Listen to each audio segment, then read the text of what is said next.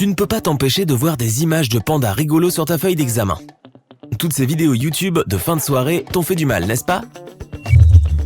Tu griffonnes quelques mots en espérant que quelque chose ait du sens. Tu regardes ta montre et réalises qu'il ne te reste que 10 minutes pour terminer. Le mode panique est officiellement activé, mais personne ne sait que ta montre contient une pincée de magie. Tu appuies sur le bouton stop de ta montre et tu te détends. Pas d'inquiétude, personne ne va se transformer en poussière et la moitié de l'univers ne va pas soudainement disparaître. Tu figes simplement le temps pour tout et pour tout le monde, sauf toi-même. Tu peux arrêter le temps pendant 1 minute par jour. Après avoir arrêté le temps, tu t'approches de l'un de tes camarades de classe, tu prends une photo de son devoir et tu retournes à ta place. Tu dégèles le temps et écris la bonne réponse. Ouf! Au moins, tu auras la note minimale pour valider ton année. Attention, tu dois savoir que Sympa ne tolère pas qu'on triche à un examen. Ok, on continue. Tu sors de la salle de classe avec un grand sourire sur le visage. Tu vérifies ta montre et elle indique que tu as passé 10 secondes à figer le temps. Il te reste donc 50 secondes pour aujourd'hui. Après l'examen, tu vas chercher quelque chose à manger. Tu te trouves au passage piéton, attendant de traverser la rue. Une fille parle au téléphone et une voiture arrive à toute vitesse vers elle. Tout le monde le voit mais personne ne peut rien faire. Et la voiture n'est plus qu'à quelques mètres d'elle. Tu appuies sur le bouton stop et tout se fige à nouveau. Tu cours vers la fille et la déplaces aussi vite que possible. Puis tu cours jusqu'à l'endroit où tu te trouvais et appuies à nouveau sur le bouton pour dégeler le temps. Tout le monde est confus mais au moins la fille est en sécurité. Cette petite mission de sauvetage t'a pris 10 secondes de plus. Il reste 40 secondes. Tu entres dans un café pour manger un morceau. Dès que tu récupères ton café, tu te retournes et perds l'équilibre. Le gobelet t'échappe des mains et est sur le point de se renverser. Tu appuies instinctivement sur le bouton et le gobelet est littéralement suspendu en l'air. Tu récupères toutes les gouttelettes, les remets dans le gobelet et appuies à nouveau sur le bouton. Tu viens de t'épargner 4 € et un voyage chez le teinturier. Tu réalises que tu as passé 15 secondes à sauver ta boisson. Il te reste 25 secondes pour aujourd'hui. Alors que tu te diriges vers la poubelle pour jeter le gobelet, quelqu'un te bouscule. La boucle se détache et la montre s'écrase sur le sol. Tu la ramasses et tu vois une rayure sur le cadran, ainsi que des pièces qui se sont détachées. Tu rassembles les pièces pour essayer de la réparer. Tandis que tu fais cela, tu vois une mouche à côté de toi et tu fais un geste pour l'écarter. Étrangement, elle ne bronche même pas.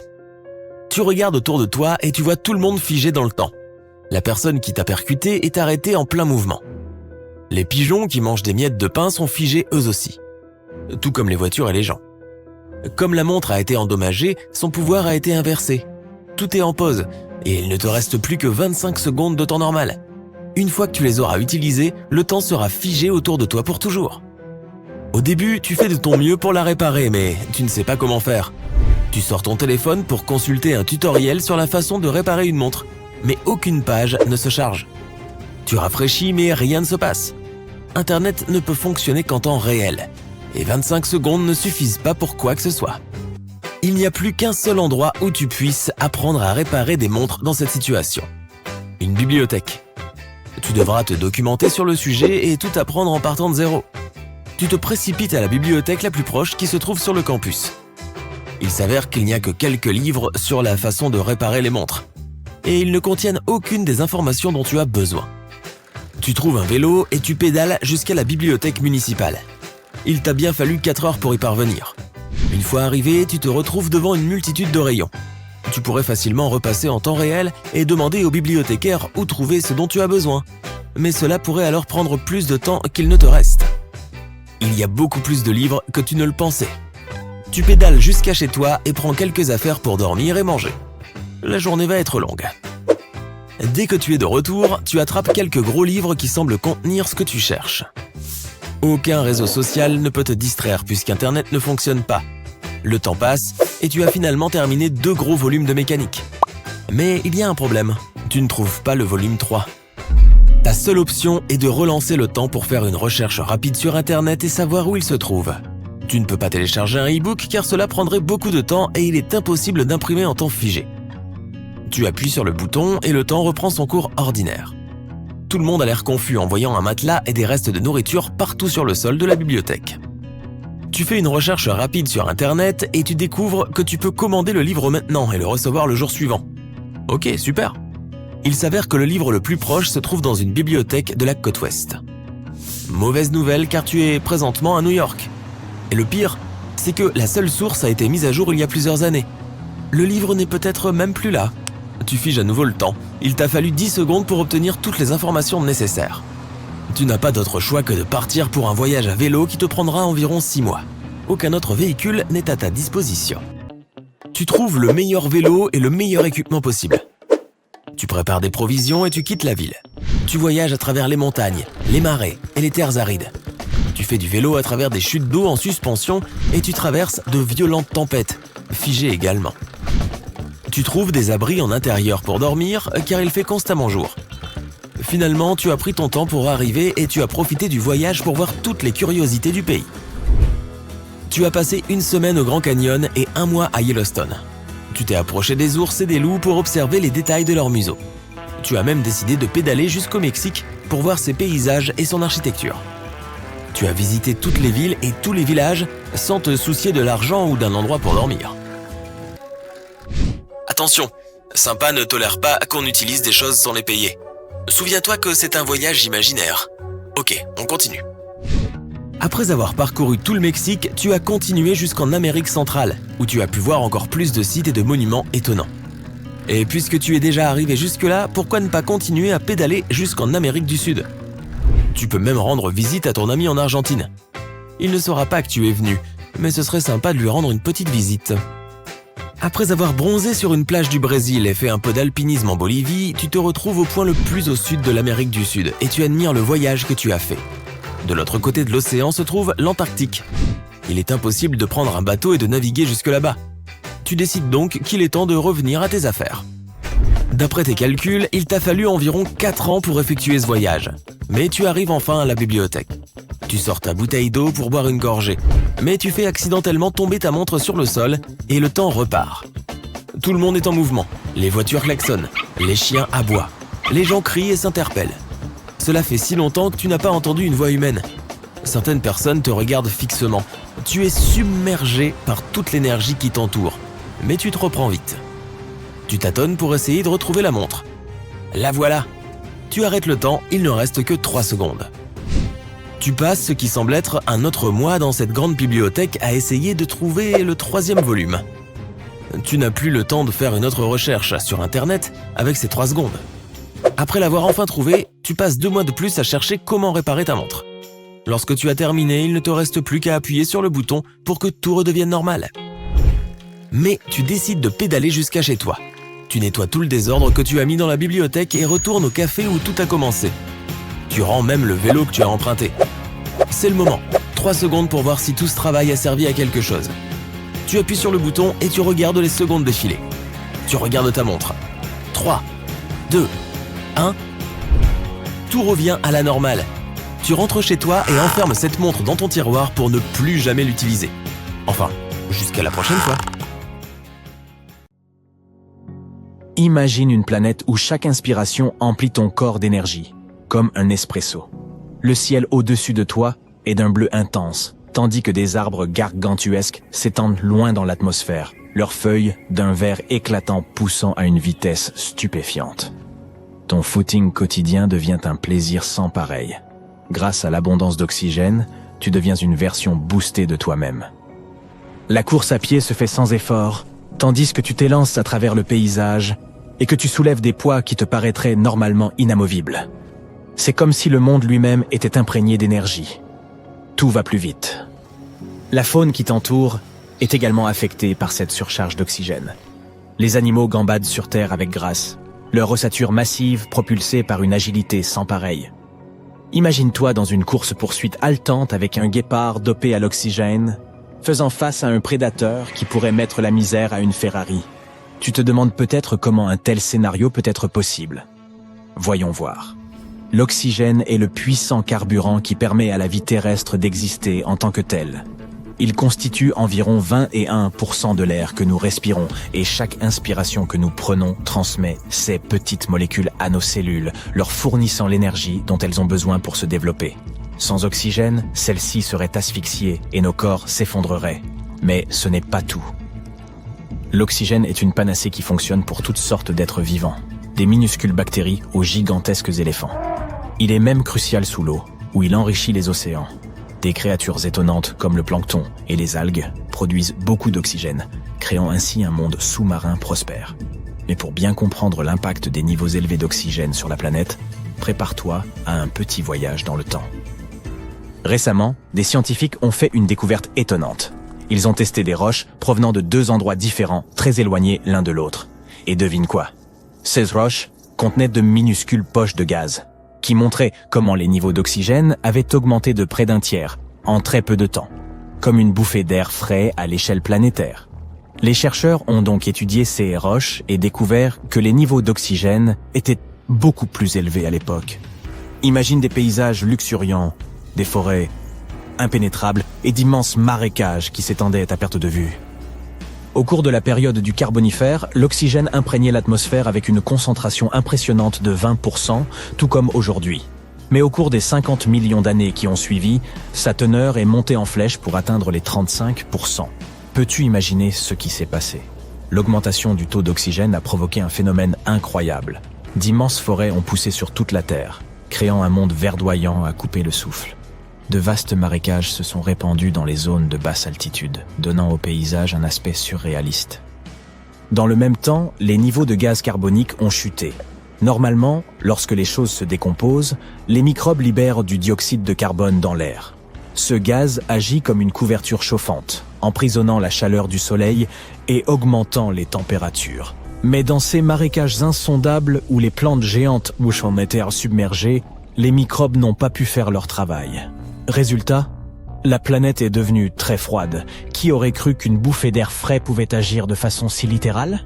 Les scientifiques tentent toujours de comprendre pourquoi cela s'est produit. Mais une chose est sûre, le phénomène n'est pas apparu qu'à un seul endroit. Il s'agissait d'une tendance mondiale. C'est comme si la planète s'était amusée avec les boutons du thermostat. Mais remontons encore plus loin. Nous voyons les premiers dinosaures d'Amérique faire leur entrée. Les niveaux élevés d'oxygène ont donné un coup de fouet à l'essor de ces puissants sauriens à travers le globe. Imagine des tropiques peuplés de créatures immenses et majestueuses. Les dinosaures ne sont évidemment pas apparus de nulle part. Ils ont bénéficié d'un environnement changeant qui était parfait pour leur évolution. Les niveaux d'oxygène ont joué un rôle important dans cette parade des dinosaures, et l'accroissement de sa concentration a entraîné une augmentation de leur taille. À commencer par des prédateurs comme le Shindesaurus et, peu après, d'énormes dinosaures comme les sauropodes qui ont pris possession de la Terre.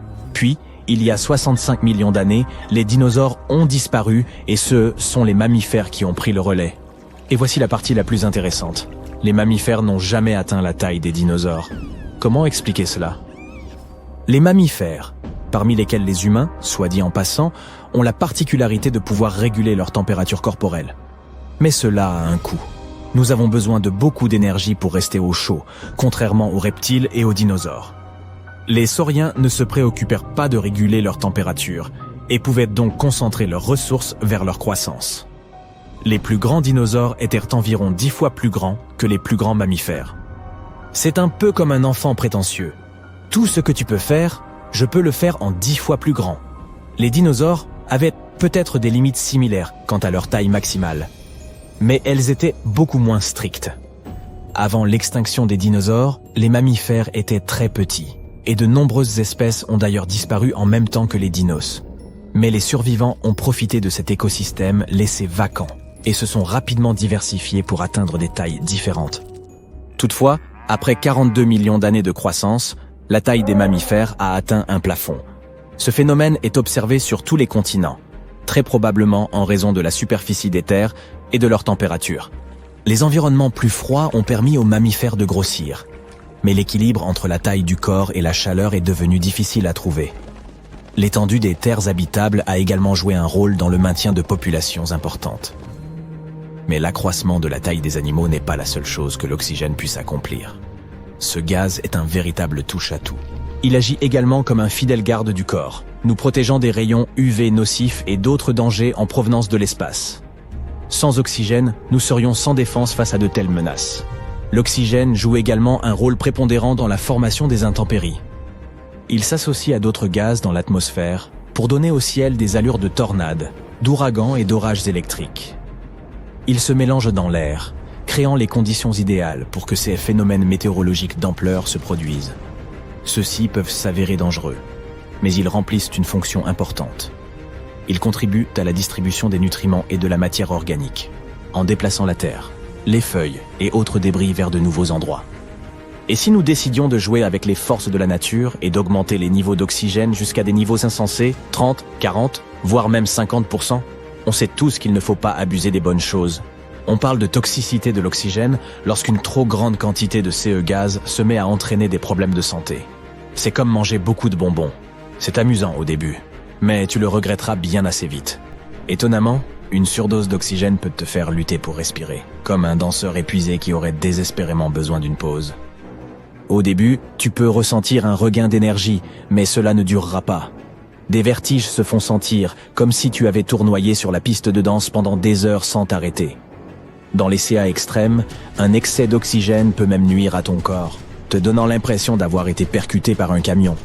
Ainsi, bien que l'oxygène soit toujours à nos côtés et nous donne la vie, il est important d'apprécier son équilibre délicat. Ne te précipite donc pas sur le premier équipement respiratoire. De plus, nous ne serions pas les seules créatures à pâtir de cette orgie d'oxygène. Les mammifères, dans leur ensemble, auront du mal à s'adapter à ces niveaux extrêmes. L'équilibre des forces entre les espèces changera radicalement, et les gagnants lutteront pour leur survie dans un monde qui échappera à tout contrôle. Nous aurons besoin d'abris plus robustes pour faire face à ces animaux disproportionnés.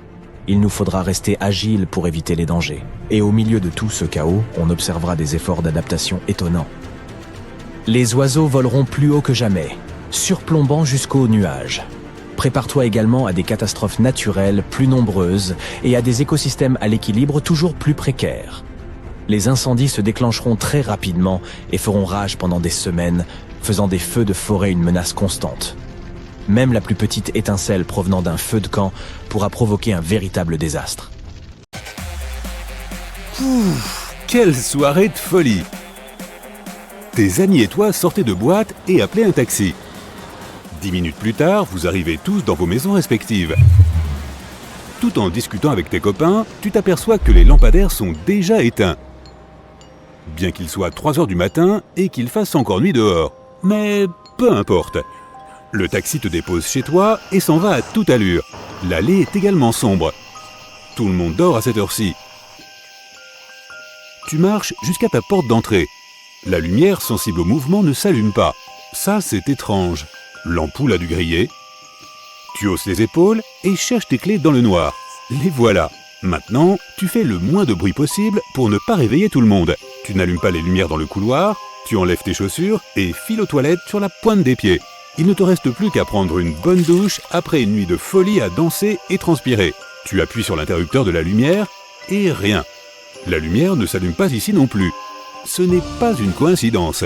Tu songes brièvement à aller au sous-sol et à utiliser le générateur diesel, mais tu laisses vite tomber l'idée. C'est bien trop bruyant. Bon bah, tu vas te laver dans le noir, tant pis. Tu ouvres le robinet du bain, mais il fait un bruit bizarre et laisse échapper quelques gouttes crasseuses, puis il s'arrête. Génial. Pas de lumière, pas d'eau. Ou comment finir la soirée sur une note positive. Ennuyé, tu montes dans ta chambre, en faisant attention à ne pas marcher sur ton chat en chemin, et tu te vautres sur ton lit sans même te déshabiller. À quoi bon, hein? C'est le matin. Tu te réveilles en te sentant tout crasseux, les vêtements te collent au corps, tu as désespérément besoin d'une douche, maintenant. Tu descends dans la salle de bain, tu appuies sur l'interrupteur sans réfléchir et tout te revient. Il n'y a toujours pas de lumière. Tu vérifies à nouveau le robinet, là non plus, rien de neuf. Tout simplement génial. Bon, il est déjà 11 h du matin, alors direction le générateur. Tu vas au sous-sol et tu verses du carburant dans le réservoir, puis tu l'allumes. Il commence à faire beaucoup de bruit, mais au moins il fonctionne. Cela signifie que tu as de l'électricité maintenant.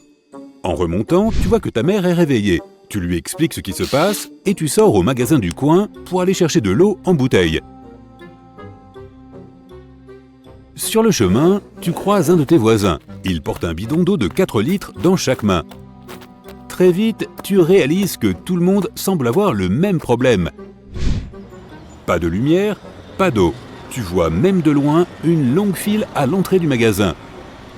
Tu dois attendre 20 minutes avant ton tour et tu prends 2 bidons de 4 litres.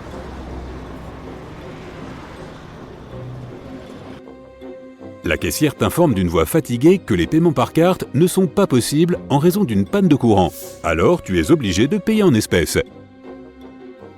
Tu lèves les yeux au ciel et lui donnes un billet de 5 €. C'est sûrement un désagrément temporaire, rien de plus. Tu repars avec tes bidons. Cela fait maintenant 1 mois complet sans électricité ni eau du robinet. Ce qui a commencé comme une simple nuisance se transforme maintenant en un véritable désastre. La plupart des lieux publics sont fermés, ainsi que les usines et même les écoles. La télévision ne fonctionne pas non plus, évidemment, et beaucoup de gens sont au chômage. Tu as dû abandonner tes études pour aider tes parents dans le jardin. Ils font pousser leurs propres légumes. Mais ce qui t'inquiète vraiment, c'est qu'il n'y a toujours pas eu d'annonce officielle de ce qui se passe. Les gens commencent à se rassembler en communautés proches pour s'entraider. Beaucoup de ceux dont le travail était lié aux ordinateurs et aux machines apprennent maintenant à survivre par eux-mêmes, sans les commodités modernes. Mais même les agriculteurs ont eu du mal. Ils essaient d'utiliser les machines avec parcimonie en économisant le carburant, et leur travail est devenu de plus en plus difficile. L'eau en bouteille devient aussi un luxe. Les prix ont grimpé en flèche ces dernières semaines, et si la situation ne s'améliore pas rapidement, seule une minorité de personnes triées sur le volet aura accès à de l'eau propre. À la maison, tu n'allumes le générateur diesel que lorsque c'est nécessaire, pour cuisiner ou faire un nettoyage rapide une fois tous les quelques jours. Le reste du temps, tu n'utilises pas du tout d'électricité. Tu commences à t'habituer à te réveiller à l'aube pour profiter au maximum de la lumière du soleil pendant la journée. Quand le soleil se couche, impossible de faire quoi que ce soit dans l'obscurité. Alors soit tu files dormir après une dure journée de travail, soit tu allumes une bougie et tu lis un bon vieux livre. La moitié d'une année s'est écoulée, rien ne change.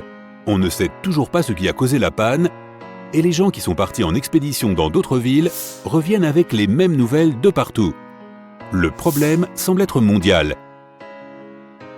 En vous habituant à votre nouveau mode de vie, toi et tes parents avez réorganisé votre foyer. Vous avez quelques vaches et plusieurs poules pour le lait et les œufs.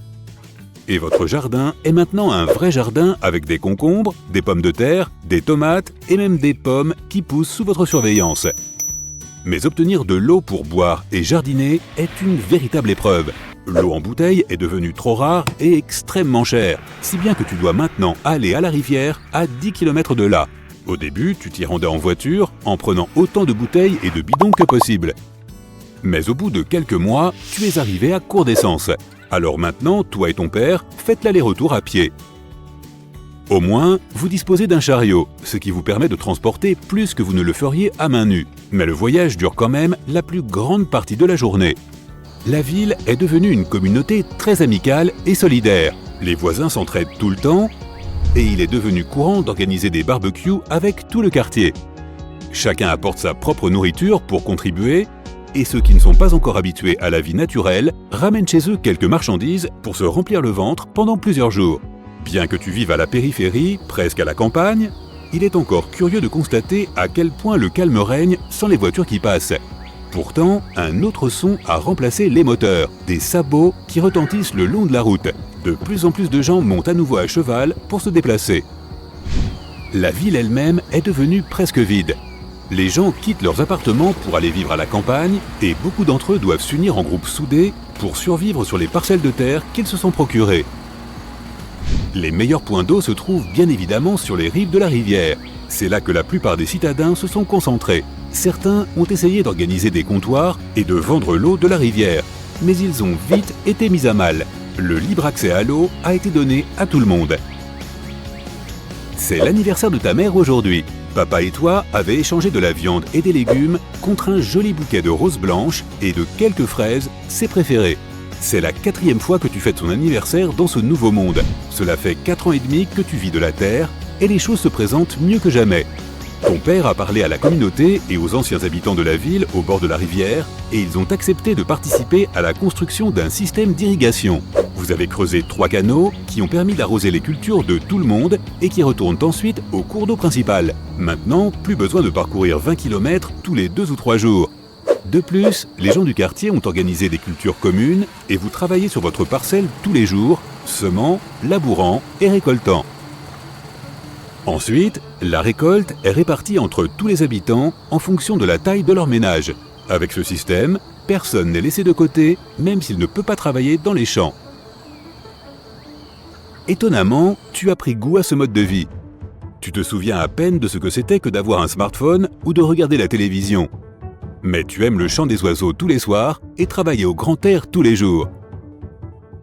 Bien que cela ait été difficile au début, tu es maintenant bronzé et musclé et ta santé physique et mentale se sont améliorées.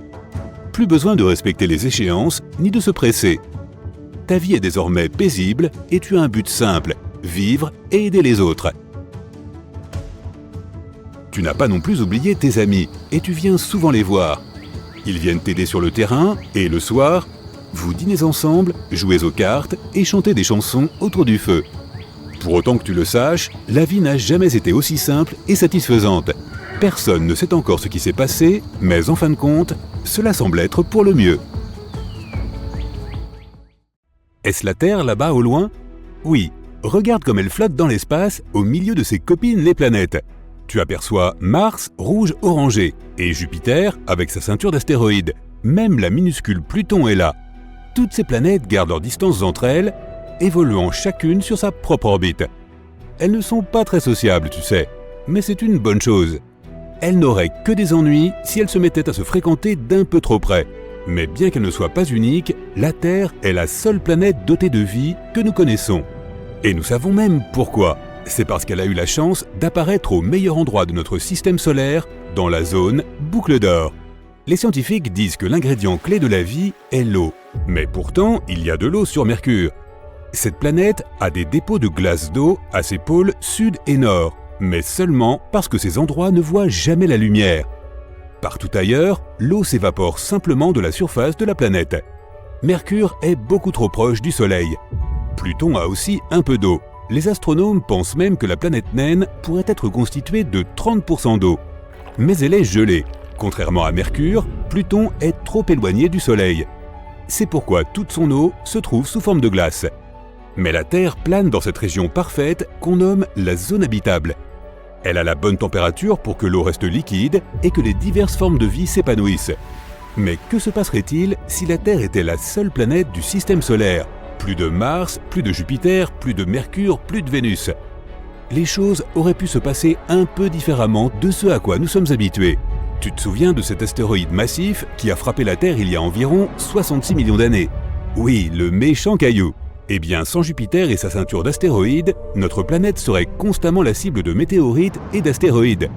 Et certains d'entre eux seraient aussi gros que celui qui a causé tout ce malheur aux dinosaures. Ces rochers erreraient dans l'espace sans rien ni personne pour les arrêter. Et si la Terre était la seule planète dans le coin, elle serait leur unique souffre-douleur. Mais ce n'est pas tout. Regarde tout cet immense espace que la Terre aurait pour elle toute seule. Cela signifie que notre planète aurait l'occasion de voyager un peu. Elle pourrait même choisir de quitter la zone boucle d'or. Mais alors, la vie sur la planète continuerait-elle comme avant? Supposons que la Terre commence à s'éloigner du Soleil. Il ferait bientôt trop froid sur la planète. Imagine un endroit où le Soleil ne brille plus, sombre et froid, couvert de glace et de neige toute l'année. Voilà comment serait notre Terre si elle s'éloignait du Soleil. Si cela se produisait, nos villes prendraient un aspect très différent. Pour l'instant, la Terre est pleine de vie. Rends-toi dans n'importe quel parc et tu verras des arbres verts et de l'herbe partout.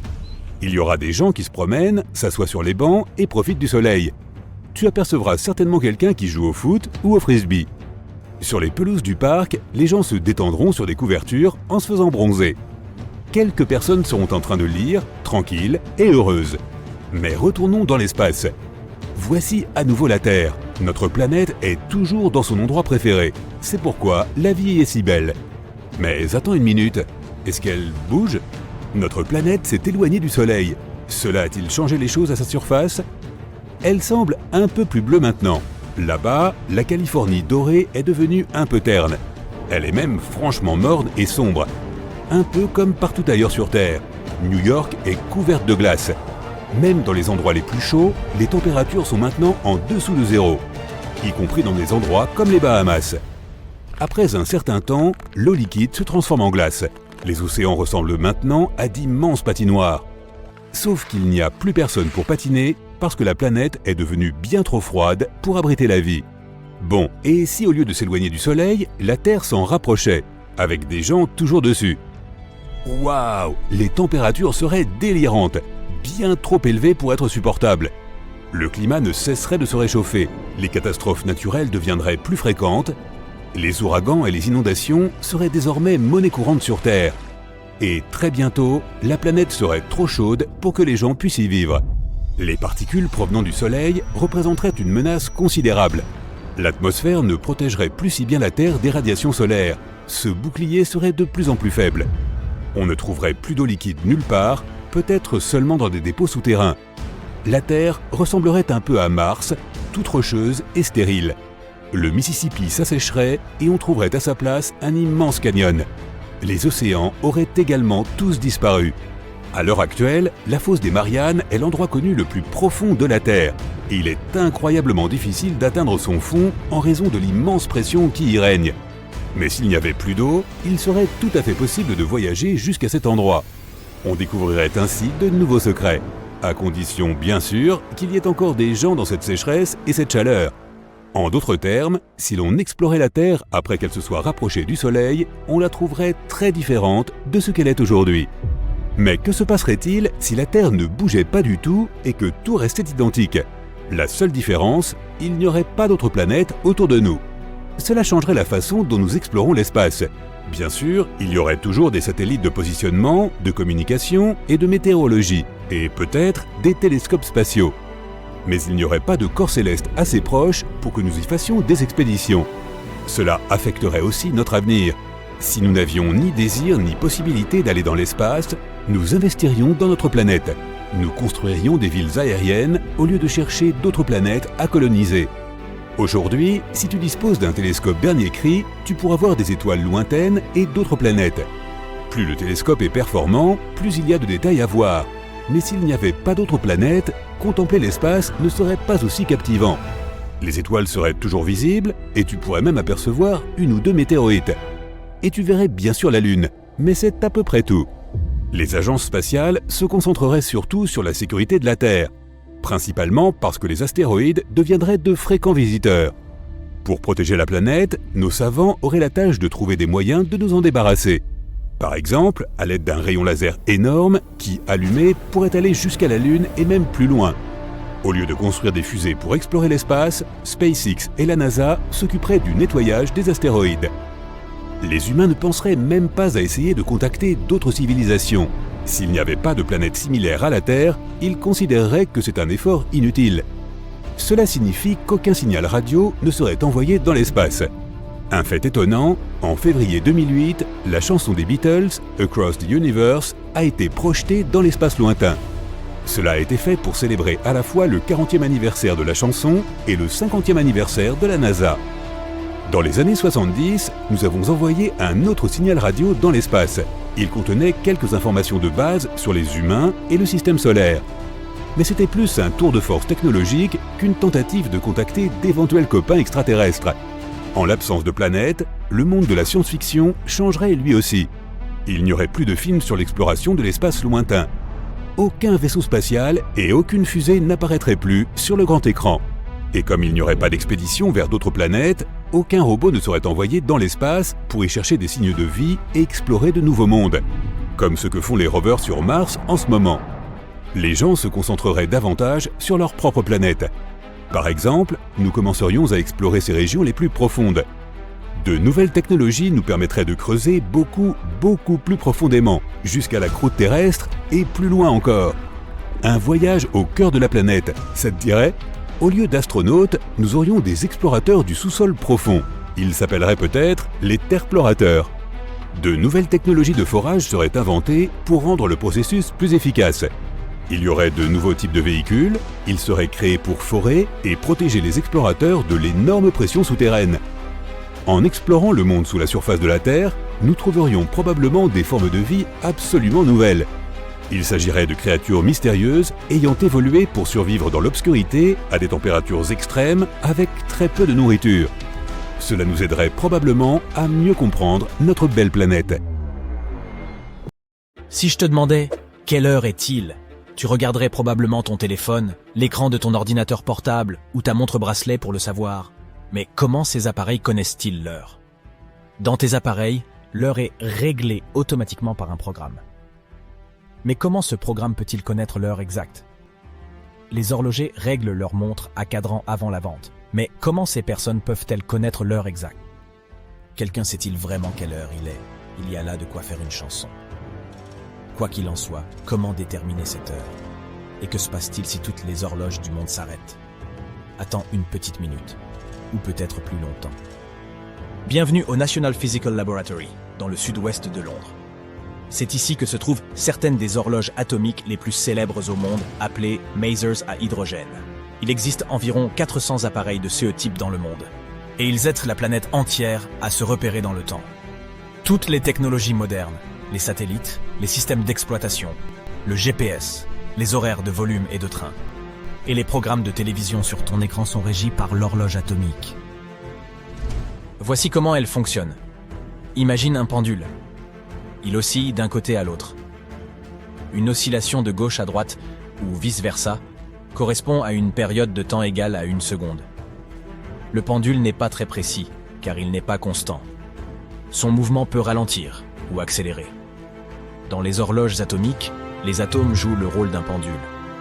Lorsqu'ils sont exposés à un rayonnement micro-ondes, ils commencent à fluctuer. Environ 9 milliards de fluctuations correspondent à 1 seconde. Et si tu ne me crois pas, tu n'as qu'à compter toi-même. Les vibrations des atomes sont précises et constantes. Ces horloges ne retardent pas plus qu'elles ne prennent d'avance. La marge d'erreur d'une pareille horloge peut être d'1 seconde tous les 10 millions d'années. On ne peut pas attendre aussi longtemps, alors on va croire les savants sur parole. Les horloges atomiques guident toutes nos technologies modernes, à commencer par les satellites de communication. Imaginons maintenant que, pour une raison ou pour une autre, elles cessent de fonctionner. Les atomes ne réagissent plus aux micro-ondes. Après eux, les montres à quartz et toutes les montres électroniques s'arrêtent. Ton téléphone n'indique plus l'heure. Et l'heure d'arrivée des vols disparaît sur le panneau d'affichage de l'aéroport. À ce moment-là, tous les répartiteurs contactent les pilotes et leur demandent d'atterrir d'urgence dans les aéroports les plus proches. Les vols ultérieurs deviennent impossibles. Il y a trop d'avions dans le ciel. Si plusieurs décollent et atterrissent en même temps sur la même piste, cela peut conduire à une catastrophe. Sans horloge, les répartiteurs de vol ne pourraient pas établir de programme correct. Il en va de même pour tous les trains. Les gares ne peuvent plus coordonner les trajets, ni effectuer les aiguillages sur les voies ferrées. Ce système est trop complexe et ne peut fonctionner qu'avec un horaire précis.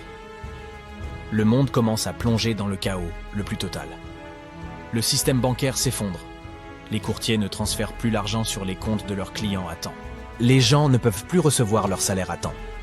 Imagine que tu aies promis d'envoyer une présentation à un client demain à 14 h et que tu t'attendes à être rémunéré pour cela. Le lendemain, tu ne sais pas quelle heure il est et tu envoies la présentation au client 2 heures trop tard. Il ne reçoit pas le dossier à temps et le contrat tombe à l'eau. Dans les grandes usines, le programme de la journée n'est plus respecté. La rentabilité des travailleurs s'en trouve profondément affectée. Imagine qu'une usine produise 2 tonnes d'acier transformé en exactement 8 heures. Sauf que ce rythme de travail est perturbé, ce qui réduit le volume. Ensuite, cet acier devrait être expédié par navire.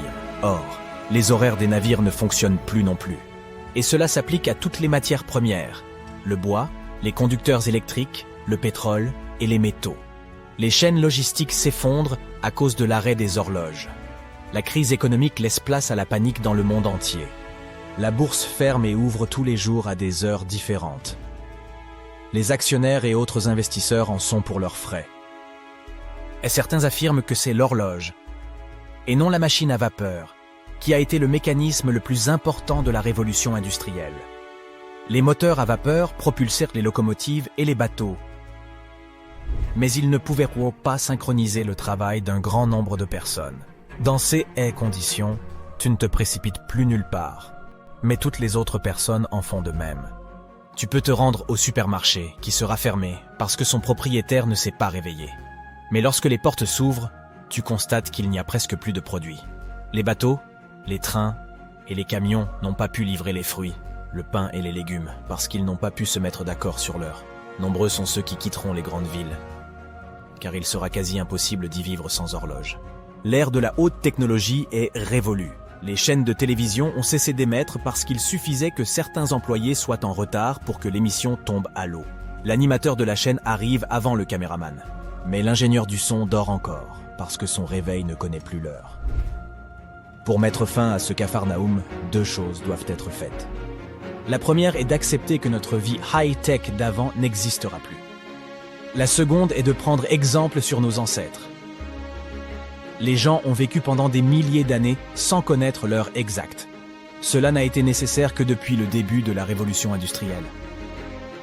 Avant cela, les gens étaient guidés par le soleil, le chant du coq et leur horloge biologique interne. Pendant des centaines de milliers d'années, les humains ont eu pour habitude de se coucher le soir et de se réveiller au matin. Mais l'invention de l'ampoule électrique a bouleversé cet ordre naturel. L'ère industrielle a forcé l'humanité à se concentrer non plus sur son horloge interne, mais sur l'heure d'ouverture des usines. Puis la télévision, l'Internet et les jeux vidéo ont été inventés. Et notre mode de sommeil établi par l'évolution a changé. Mais dans un monde où l'on ne comptera plus le temps, les gens oublieront à nouveau les réveils et commenceront à améliorer leur sommeil. Il y aura un cadran solaire dans chaque maison, et c'est son ombre qui guidera l'humanité. Les sabliers de différentes formes et tailles redeviendront populaires. Tôt ou tard, nous retrouverons un point de repère dans le temps, comme par le passé. Par exemple, au XIXe siècle, les gens avaient recours à des centaines de normes horaires différentes. Les horaires des chemins de fer et des bus déterminaient chacune d'entre elles. Lorsque le nombre d'itinéraires a augmenté, les gens ont commencé à s'en tenir à l'heure fixée par le méridien de Greenwich au Royaume-Uni. Une grande horloge mécanique guidait l'ensemble du pays. Il s'agit de l'heure moyenne de Greenwich ou GMT. Les commerçants, les directeurs d'usines et les banquiers ajustaient leurs montres en fonction de cette heure. Lorsque tous les trains britanniques ont été chronométrés, le signal GMT a été envoyé à travers l'Atlantique par câble sous-marin, jusqu'à Harvard, dans le Massachusetts. Puis, lors d'une conférence spéciale à Washington, plus de 25 pays ont reconnu Greenwich comme la norme horaire internationale. Tout allait comme sur des roulettes. La technologie fonctionnait de façon synchronisée dans le monde entier. Mais les problèmes ont commencé.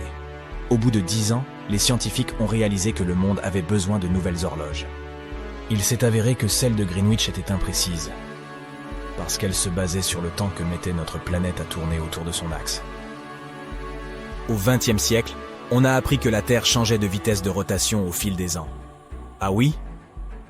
Elle accélère ou ralentit en raison de l'influence gravitationnelle de la Lune, du Soleil et d'autres planètes, ainsi que des fluctuations géologiques à l'intérieur du noyau terrestre. Les scientifiques ont calculé qu'en 1900, la Terre tournait 4 millisecondes plus lentement qu'à la fin du XXIe siècle. Oui, il y a des gens qui regardent ce genre de détails. C'est pourquoi les gens ont commencé à développer d'autres horloges plus précises, les horloges atomiques que nous utilisons toujours. Mais le plus étrange, c'est que même ces horloges ne fonctionnent pas comme on le souhaiterait. Leur principal problème est une précision excessive. La Terre ne tourne pas toujours de la même manière, si bien que les ingénieurs ajoutent ou retranchent parfois des secondes supplémentaires à l'horloge atomique. Et voici pourquoi. Les horloges ordinaires sont basées sur la rotation de notre planète. Lorsque l'heure d'une telle horloge indique le matin, c'est aussi le matin à l'extérieur. Lorsque l'horloge indique une heure tardive, c'est qu'il fait nuit dehors. Tu me suis ? Notre planète ne tourne pas à une vitesse constante et l'horloge atomique est parfaitement stable. Si le monde fonctionnait toujours sur la base de ces horloges, le temps s'écarterait tôt ou tard de l'horaire réel de nos jours et de nos nuits. À un moment donné, le soleil commencerait à se lever à 18h et le coucher du soleil commencerait à 7h du matin. Pour éviter cela, les personnes qui comptabilisent le temps modifient légèrement l'heure des horloges atomiques. Tout cela est nécessaire pour préserver les choses telles quelles pour les gens du commun, afin que l'heure du matin sur l'horloge et au dehors coïncide. Bien, Il est maintenant temps pour moi de faire comme un atome et de me séparer. Allez, ciao.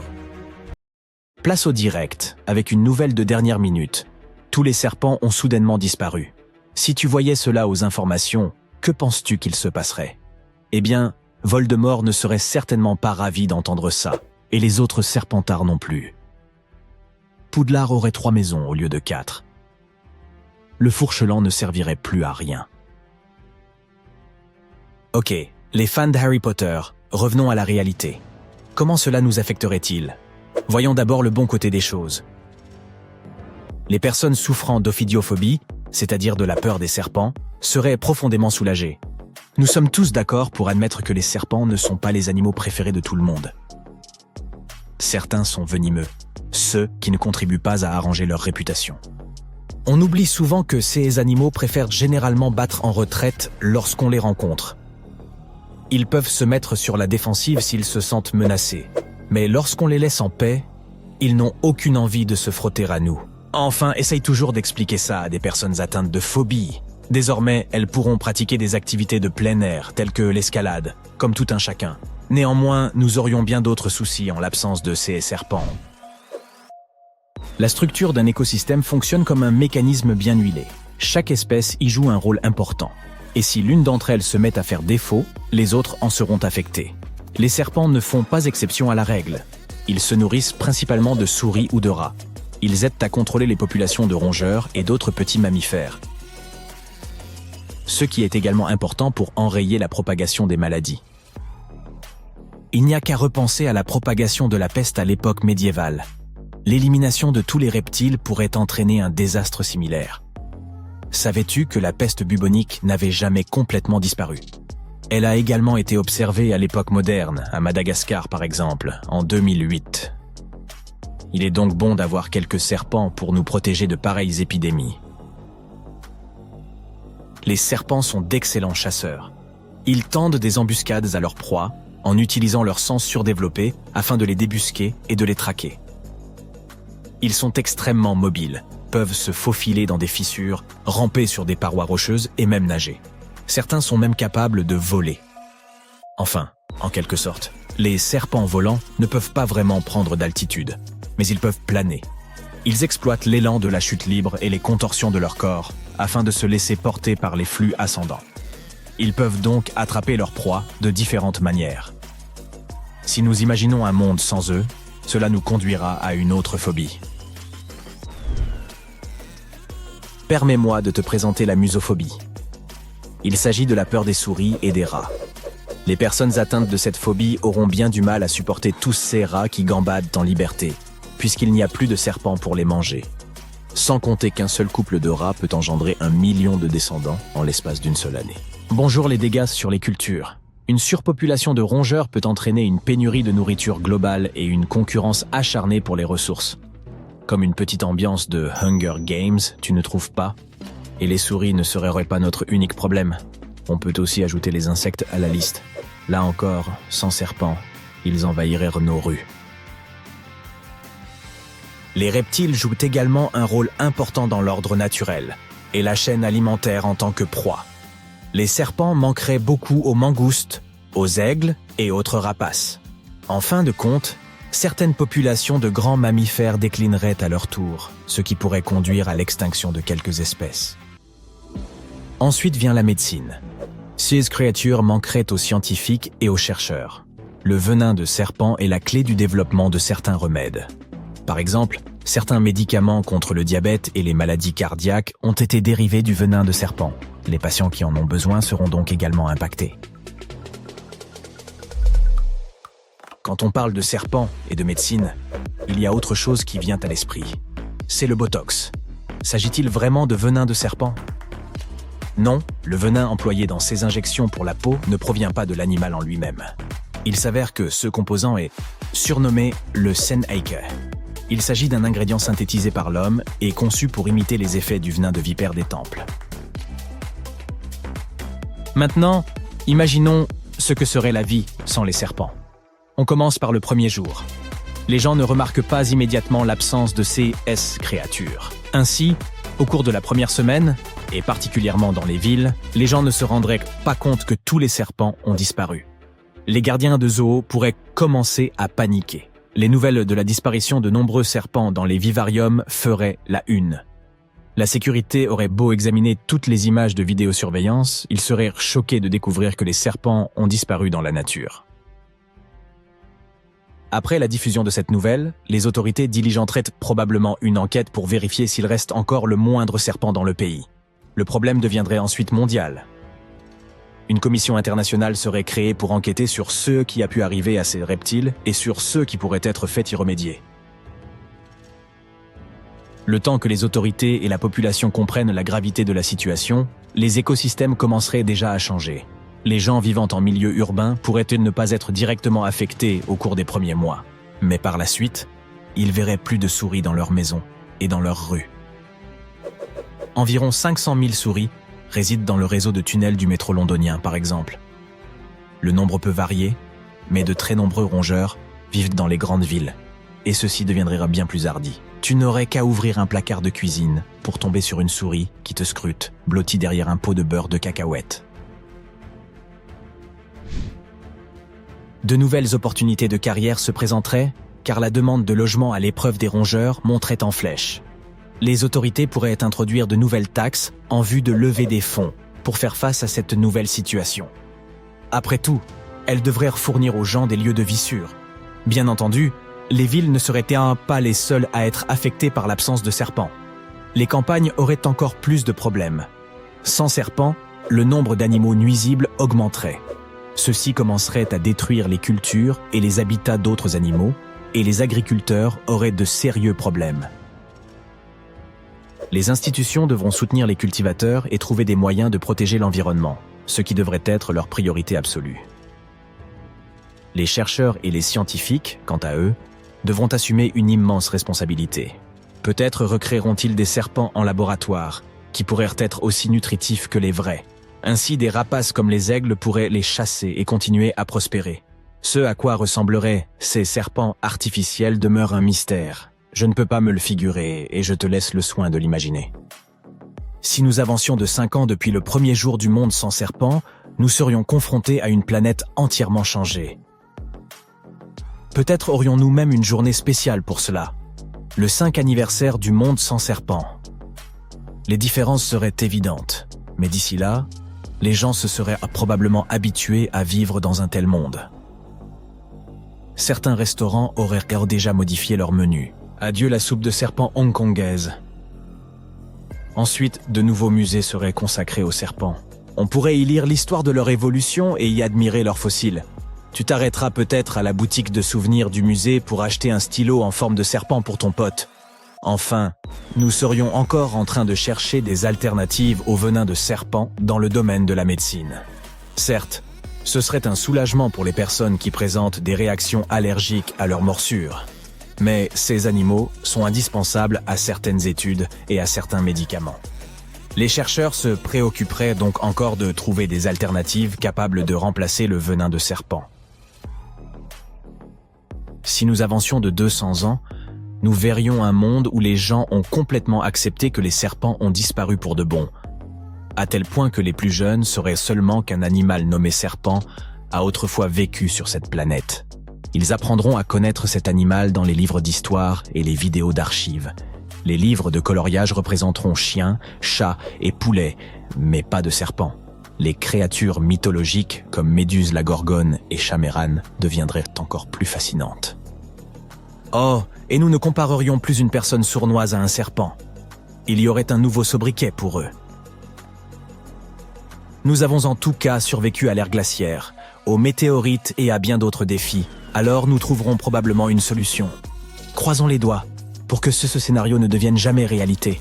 As-tu une autre idée de la façon dont les événements pourraient se dérouler dans un monde sans serpents? Tu travailles dans une grande réserve naturelle qui abrite plus de 1000 espèces d'animaux. La nuit, tu traverses le territoire en jeep pour voir si tout va bien. La plupart des animaux dorment. Soudain, tu entends les singes crier. Ils sautent de branche en branche. Un troupeau de chevaux sauvages sort de la forêt en courant. Ils ont l'air inquiets, eux aussi. Tu entends de nombreux animaux pleurer. On dirait qu'une chose étrange et inconnue s'est réveillée et a horrifié toute la réserve. Tu vois un éclair dans le ciel nocturne, c'est une météorite et elle vole droit vers toi. Tu montes dans ta voiture, tu appuies sur l'accélérateur et tu t'éloignes le plus loin possible. La roche spatiale tombe juste devant toi et projette ton véhicule sur le côté. Tu t'évanouis. La météorite tombée émet une étrange lueur jaune. Tu es inconscient à l'intérieur de ta voiture renversée. Tous les animaux se sont calmés. Des milliers d'entre eux s'approchent silencieusement de la météorite. Son énergie vous enveloppe, toi et tous les animaux autour. Plus l'énergie rayonne, plus la roche spatiale rétrécit. Au matin, la météorite s'évapore dans l'air. Elle a absorbé les pouvoirs des animaux et te les a transmis. Tu te réveilles dans l'herbe près de ta voiture, entouré de plusieurs personnes. Ce sont les employés de la réserve et des agents en costume sombre. Ils étudient le cratère dans le sol et te demandent ce qui s'est passé. Tu leur parles de la météorite et ils t'ordonnent de les suivre. L'un d'eux te saisit fermement par les épaules. Tu n'aimes pas ça et tu veux t'échapper. Deux agents te tiennent. Tu te mets en colère et tu sens tes muscles se contracter et ta peau se couvre de fourrure. Tu repousses rapidement les hommes et tu rugis. Tes ongles se sont transformés en griffes. Tu as reçu les pouvoirs d'un ours et tu es aussi fort et féroce. Tu t'enfuis dans la forêt, mais les agents te suivent. Tu veux être plus rapide et tu sens ta colonne vertébrale changer de forme. Tu cours désormais à quatre pattes très vite. Tu as le pouvoir du guépard, l'animal le plus rapide de la Terre. C'est incroyable! Tu peux utiliser ton esprit pour acquérir les pouvoirs de n'importe quel animal. Tu te caches dans la forêt. Les agents sont loin derrière toi. Tu entends un hélicoptère dans le ciel, il projette un faisceau lumineux de projecteurs. Aïe, ils t'ont remarqué! Les agents utilisent un mégaphone pour te demander de t'arrêter. Mais tu sais ce qui t'attend. Des laboratoires, des expériences, la vie dans une cage. Tu as vu beaucoup de films à ce sujet, alors tu n'abandonneras pas. Tu cours hors de la forêt. Ils tirent des fléchettes sur toi. Tu te diriges rapidement vers un grand lac et plonges dedans. Des branchies se forment sur ton cou. C'est si bon de faire passer de l'eau à travers elles. Des palmes ont poussé sur tes bras et tes jambes. Tes pieds sont comme des nageoires. Tes jambes fusionnent pour former une grande queue et tu es maintenant un morse. Tu traverses rapidement le lac à la nage et débarques sur le rivage de l'autre côté. Plusieurs voitures et motos font le tour du lac pour te rattraper. Il y a une autre forêt devant toi, mais cette fois, elle est trop dense. Il n'y a pas d'espace pour courir vite, mais tu peux avoir la force d'un singe. Tes mains s'allongent et tes doigts deviennent plus forts. Tu sautes sur un arbre, tu grimpes au sommet et tu scannes des yeux la réserve. Tu dois aller vers le sud et atteindre une petite ville pour te restaurer. Après quelques heures, tu atteins la limite de la réserve. Tu dois maintenant sauter par-dessus une haute clôture. Tes jambes deviennent fortes, tu sautes comme un kangourou, mais ce n'est pas assez haut. Tu tombes au sol. L'hélicoptère te rattrape. Tu acquiers des pouvoirs de lézard. Des écailles collantes poussent sur tes paumes. Tu escalades rapidement le mur de béton et sautes de l'autre côté. Tu te retrouves dans les hautes herbes. Des agents viennent vers toi de tous les côtés. Tu penses à te transformer en serpent, tes bras et tes jambes fusionnent avec ton corps. Tu peux maintenant ramper. Tu passes devant tous les agents et tu te retrouves sur la route. Tu vois une voiture au loin, tu lèves la main et lui demandes de s'arrêter. Oh non, c'est le véhicule des agents. Ils t'entourent. Le projecteur de l'hélicoptère est braqué sur toi. Tu n'as nulle part où aller. Mais tu peux voler. Tes vêtements se déchirent dans ton dos, d'énormes ailes poussent de tes omoplates. Tu t'élèves dans les airs. Il fait plutôt froid ici, mais les plumes sur ton corps te protègent du vent. Super, tu peux voler. C'est incroyable. Mais aïe, tu as l'impression que quelqu'un t'a pincé par derrière. C'est une fléchette. Ils t'ont eu. Tu as envie de dormir et tu te laisses redescendre. Tu fais un atterrissage brutal près d'une petite maison en bois. Des agents courent vers toi. Tu acquiers les pouvoirs d'un autre animal et tu t'évanouis. Les agents fouillent la maison mais ne te trouvent pas. Peut-être que la fléchette avec le somnifère n'a pas fonctionné sur toi. Après quelques minutes, ils repartent. Pendant ce temps, tu dors paisiblement contre le mur de la maison. À la dernière seconde, tu as réussi à acquérir des pouvoirs de caméléon. Tu as fusionné avec le mur et es devenu invisible. Tu dors encore quelques heures. Le soleil se lève. Une Jeep rouillée s'arrête dans la cour. Un vieil homme et un chien en sortent. Le chien court vers toi et commence à te lécher le visage. Le vieil homme se rend compte qu'il y a une personne invisible devant lui. Tu reprends tes esprits et tu racontes au vieil homme ce qui t'est arrivé. Il te donne de la nourriture et des vêtements propres. Tu le remercies et tu t'en vas. Maintenant, tu dois quitter le pays le plus vite possible. Tu penses à te transformer en chauve-souris. Tes ailes palmées poussent dans ton dos et tu as des crocs. Tu voles sans rien voir. Ta vue s'est détériorée, mais ton ouïe est tout simplement fantastique. Tu as un pouvoir d'écholocation et tu peux émettre des ultrasons à haute fréquence. Quelque part au loin, tu entends le cri d'une personne familière. Oh non, c'est le vieil homme. Les agents l'ont attrapé. Tu fais demi-tour et voles directement vers la maison. L'un des agents te voit. Il hurle de terreur. Tu atterris et te transformes en rhinocéros. Ton corps devient énorme et ton nez s'allonge. Tu accélères et renverses plusieurs agents. Puis tu retournes leur voiture, cours dans la maison et libères le vieil homme. Il monte sur ton dos car tu es maintenant un cheval et vous partez loin d'ici. Tu atteins les montagnes. Le vieil homme a l'air fatigué mais reconnaissant. Tu ne peux pas partager sa joie car tu ne sais pas comment tout ça va se terminer. Tu demandes au vieil homme de se cacher pendant que tu distrais les poursuivants. Tu penses à un autre animal. Tes jambes et tes bras se transforment en sabots. Tu grimpes en haut d'une falaise comme une chèvre. Ils ne peuvent pas t'attraper. Mais à ce moment-là, l'hélicoptère réapparaît. Un agent te vise avec une fléchette. Des aiguilles poussent dans ton dos. Tu as des pouvoirs d'un porc-épic. Tu tires quelques aiguilles vers l'agent. Cela le distrait pendant quelques minutes. À ce moment-là, un puma te saute dessus, sorti de nulle part. Il te griffe. Tu penses à un lion et obtiens ses pouvoirs. Tu te mets sur tes pattes arrière et tu rugis très fort. Le puma prend peur et s'enfuit. L'hélicoptère s'envole. Tu accélères, sautes de la falaise et obtiens les pouvoirs de l'oiseau le plus rapide du monde, le faucon pèlerin. Tu fais un piqué à toute vitesse et atterris dans la forêt. Tu dois maintenant trouver le vieil homme. Tu as un museau de chien. Tu peux maintenant sentir l'odeur de ton ami et te diriger vers lui. À ce moment-là, tu trouves un excellent plan pour arrêter les agents. T'es-tu déjà demandé pourquoi toutes les planètes étaient parfaitement rondes? Et si ces corps célestes décidaient d'enfreindre toutes les règles et de changer de forme? Aurions-nous des planètes carrées, des lunes triangulaires, voire des formes intergalactiques complètement improbables? Eh bien, découvrons-le. Comment les planètes se forment-elles? L'univers est rempli de nuages tourbillonnants de poussière et de gaz. Ces nuages, appelés nuages moléculaires, sont constitués de divers éléments, tels que l'hydrogène, l'hélium, le carbone, l'oxygène, etc. Ils sont comme une cuisine cosmique, remplie des ingrédients nécessaires à la préparation de nouvelles planètes. La première étape de la recette de formation des planètes s'appelle la théorie de l'accrétion. Supposons qu'il se passe quelque chose qui provoque une instabilité gravitationnelle. Par exemple, qu'une supernova explose à proximité. Cela pousse le gaz et la poussière dans le nuage et les fait se rassembler. En raison de la gravité, ces particules commencent à tomber vers un point central. Elles se serrent de plus en plus les unes contre les autres, un peu comme lorsque tu serres une balle dans ton main. Finalement, elles se trouvent pressées si fort que le nuage commence à s'aplatir pour prendre la forme d'un disque. Un peu comme lorsqu'on mélange de la farine et de l'eau pour faire de la pâte à pizza. Ce disque est appelé disque protoplanétaire. Il tourne également parce que les particules du nuage étaient déjà en rotation. Imagine maintenant que ces minuscules particules de poussière et molécules de gaz dansent à l'intérieur du disque. Parfois, elles se heurtent les unes aux autres et, dans ce cas, elles s'agglutinent comme du velcro. Ces petits amas de poussière et de gaz sont appelés planétésimaux. Ce sont les éléments constitutifs des planètes.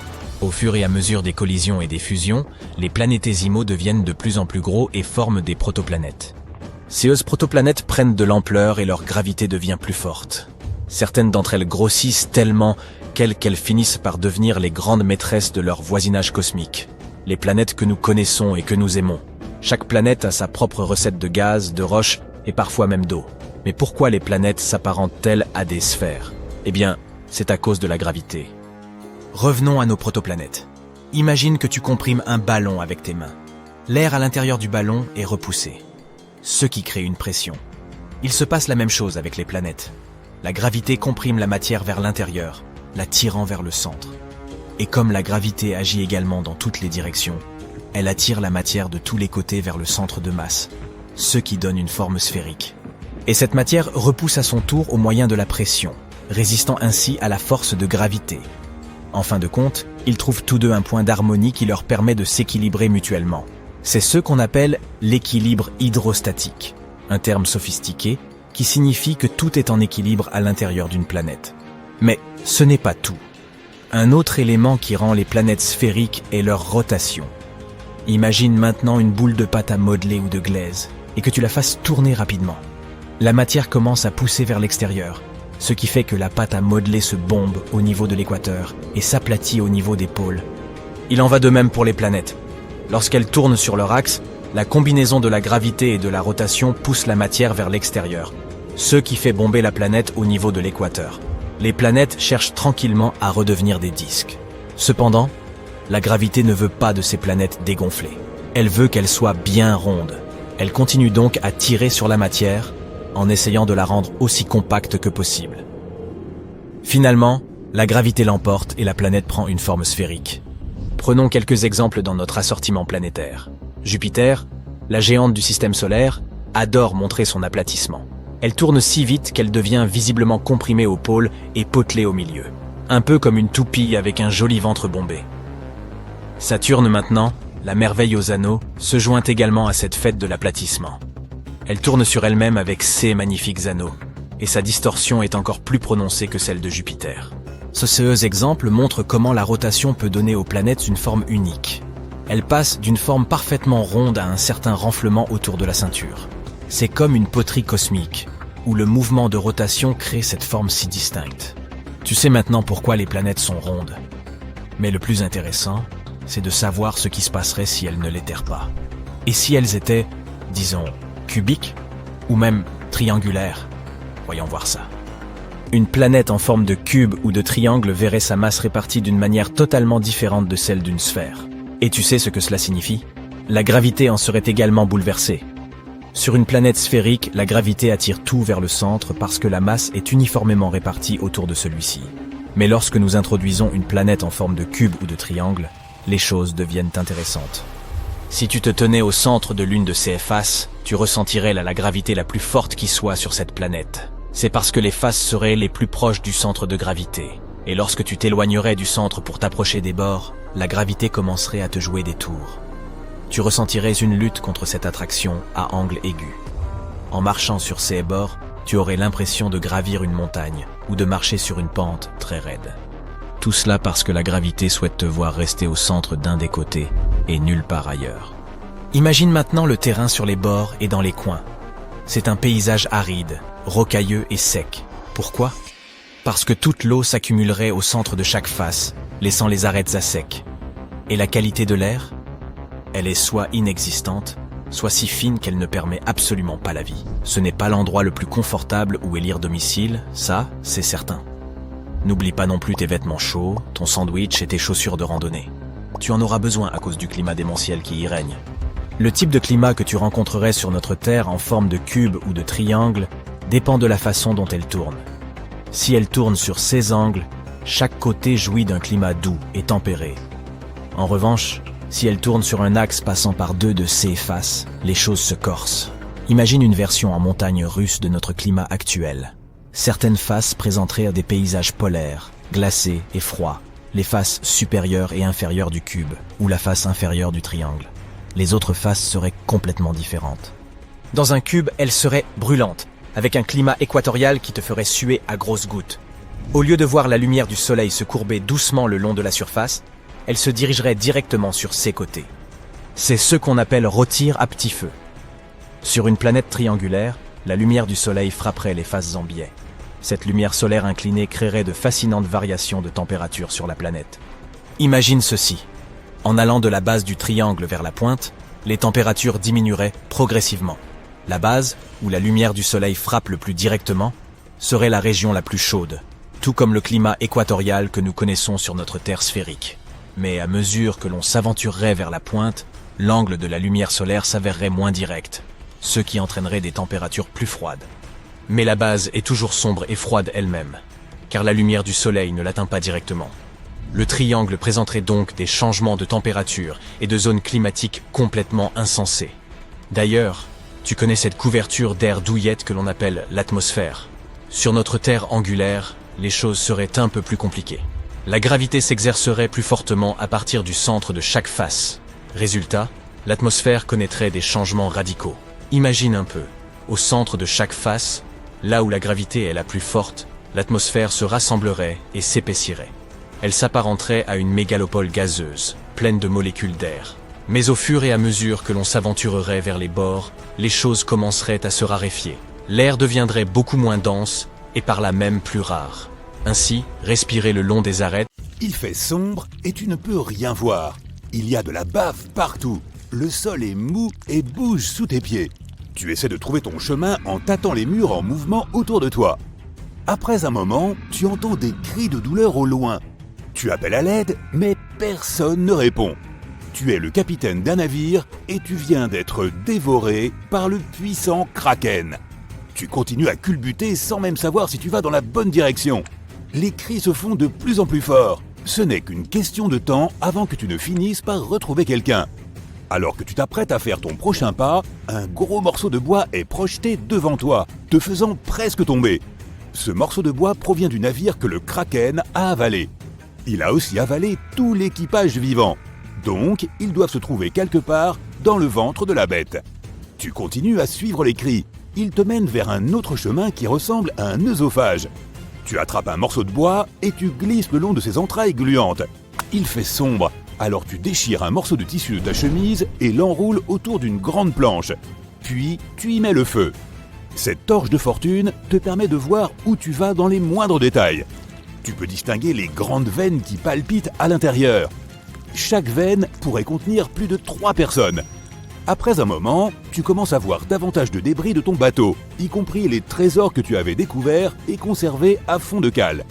Mais maintenant, ces énormes tas d'or n'ont plus aucun intérêt, puisque tu es à la recherche de ton équipage dans cet intérieur sombre et malodorant.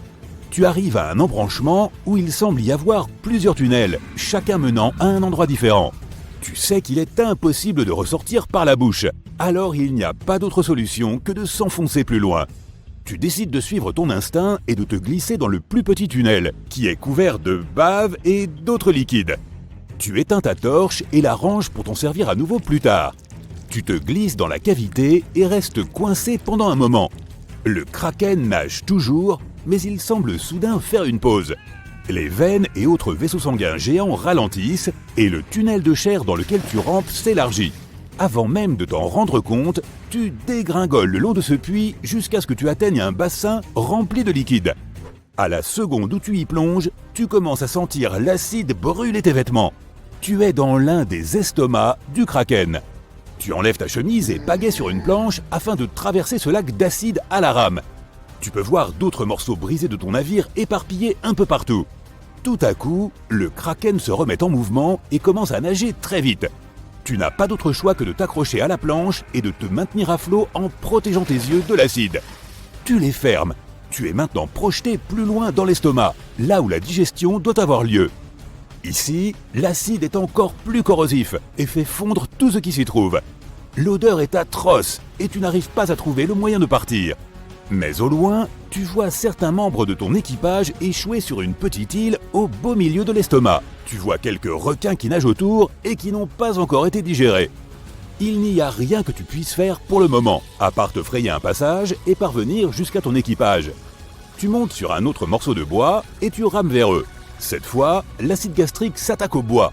Heureusement, un membre de ton équipage te lance une autre planche, alors tu sautes dessus et rames jusqu'à eux. Tu grimpes sur le rivage. Tout le monde est heureux de te voir. Tu essaies de trouver un moyen de vous échapper, mais les sorties sont toutes pleines d'acide. Davantage d'eau s'infiltre, ainsi que de nombreuses créatures marines. L'acide ne cesse de monter, et tout le monde se resserre en tremblant.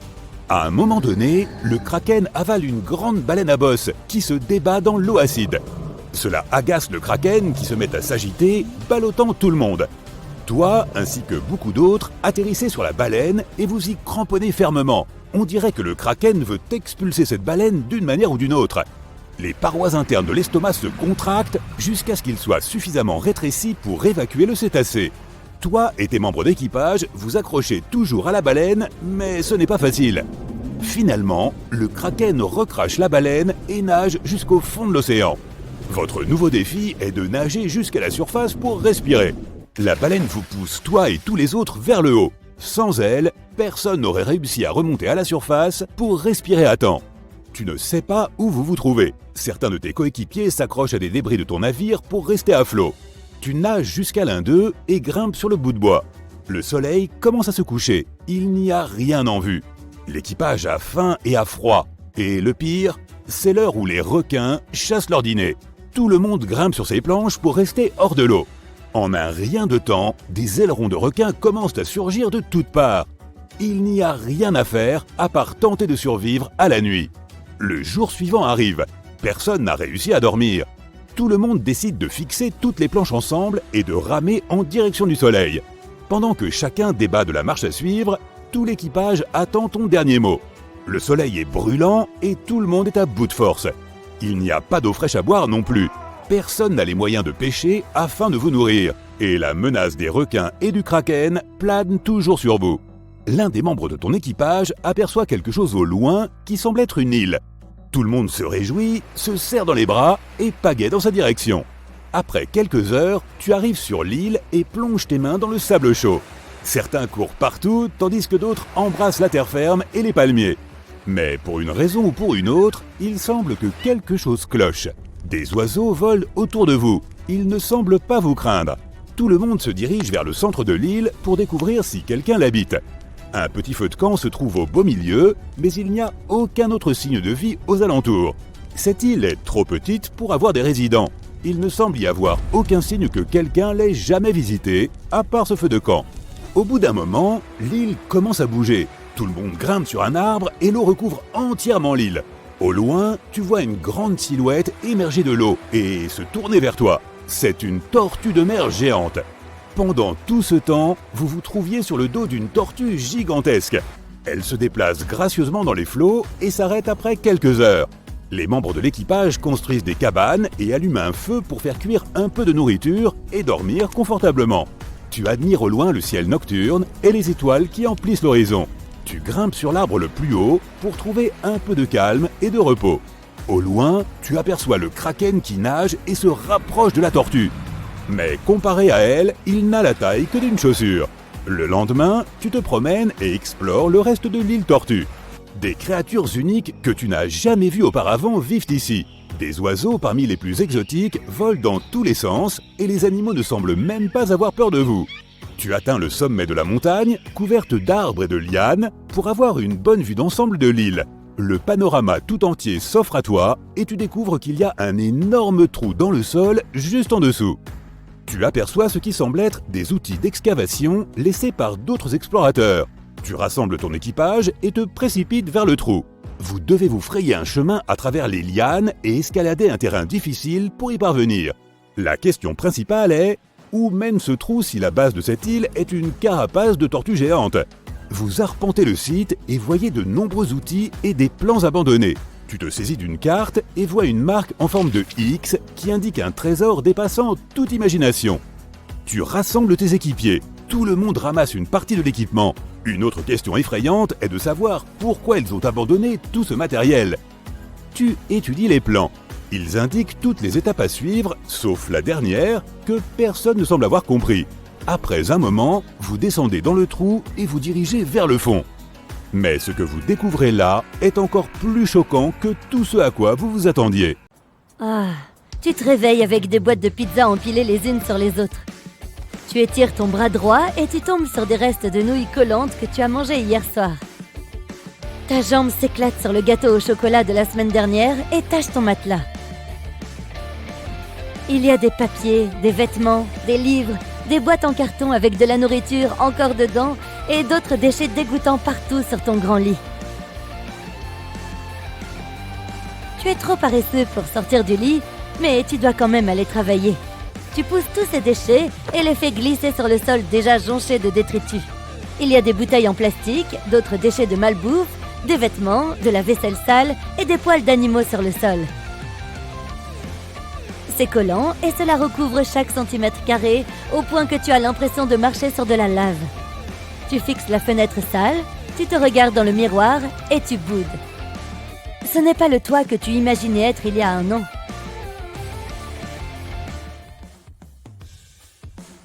Le soleil brille et tu viens d'acheter ta toute nouvelle maison.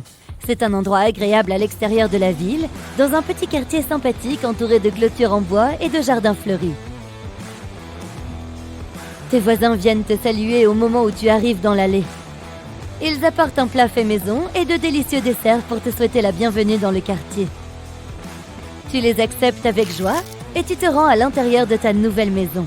Tout au long de la semaine, tu déballes tes affaires et tu ranges tes meubles. Tu viens également de décrocher un nouvel emploi qui t'a permis de te payer cette maison. Tu te lèves tous les jours à 6 heures et tu rentres à la maison à 22 heures. Ce nouvel emploi te paie bien, mais tu n'as pas de temps pour toi ni pour mettre de l'ordre dans ta maison.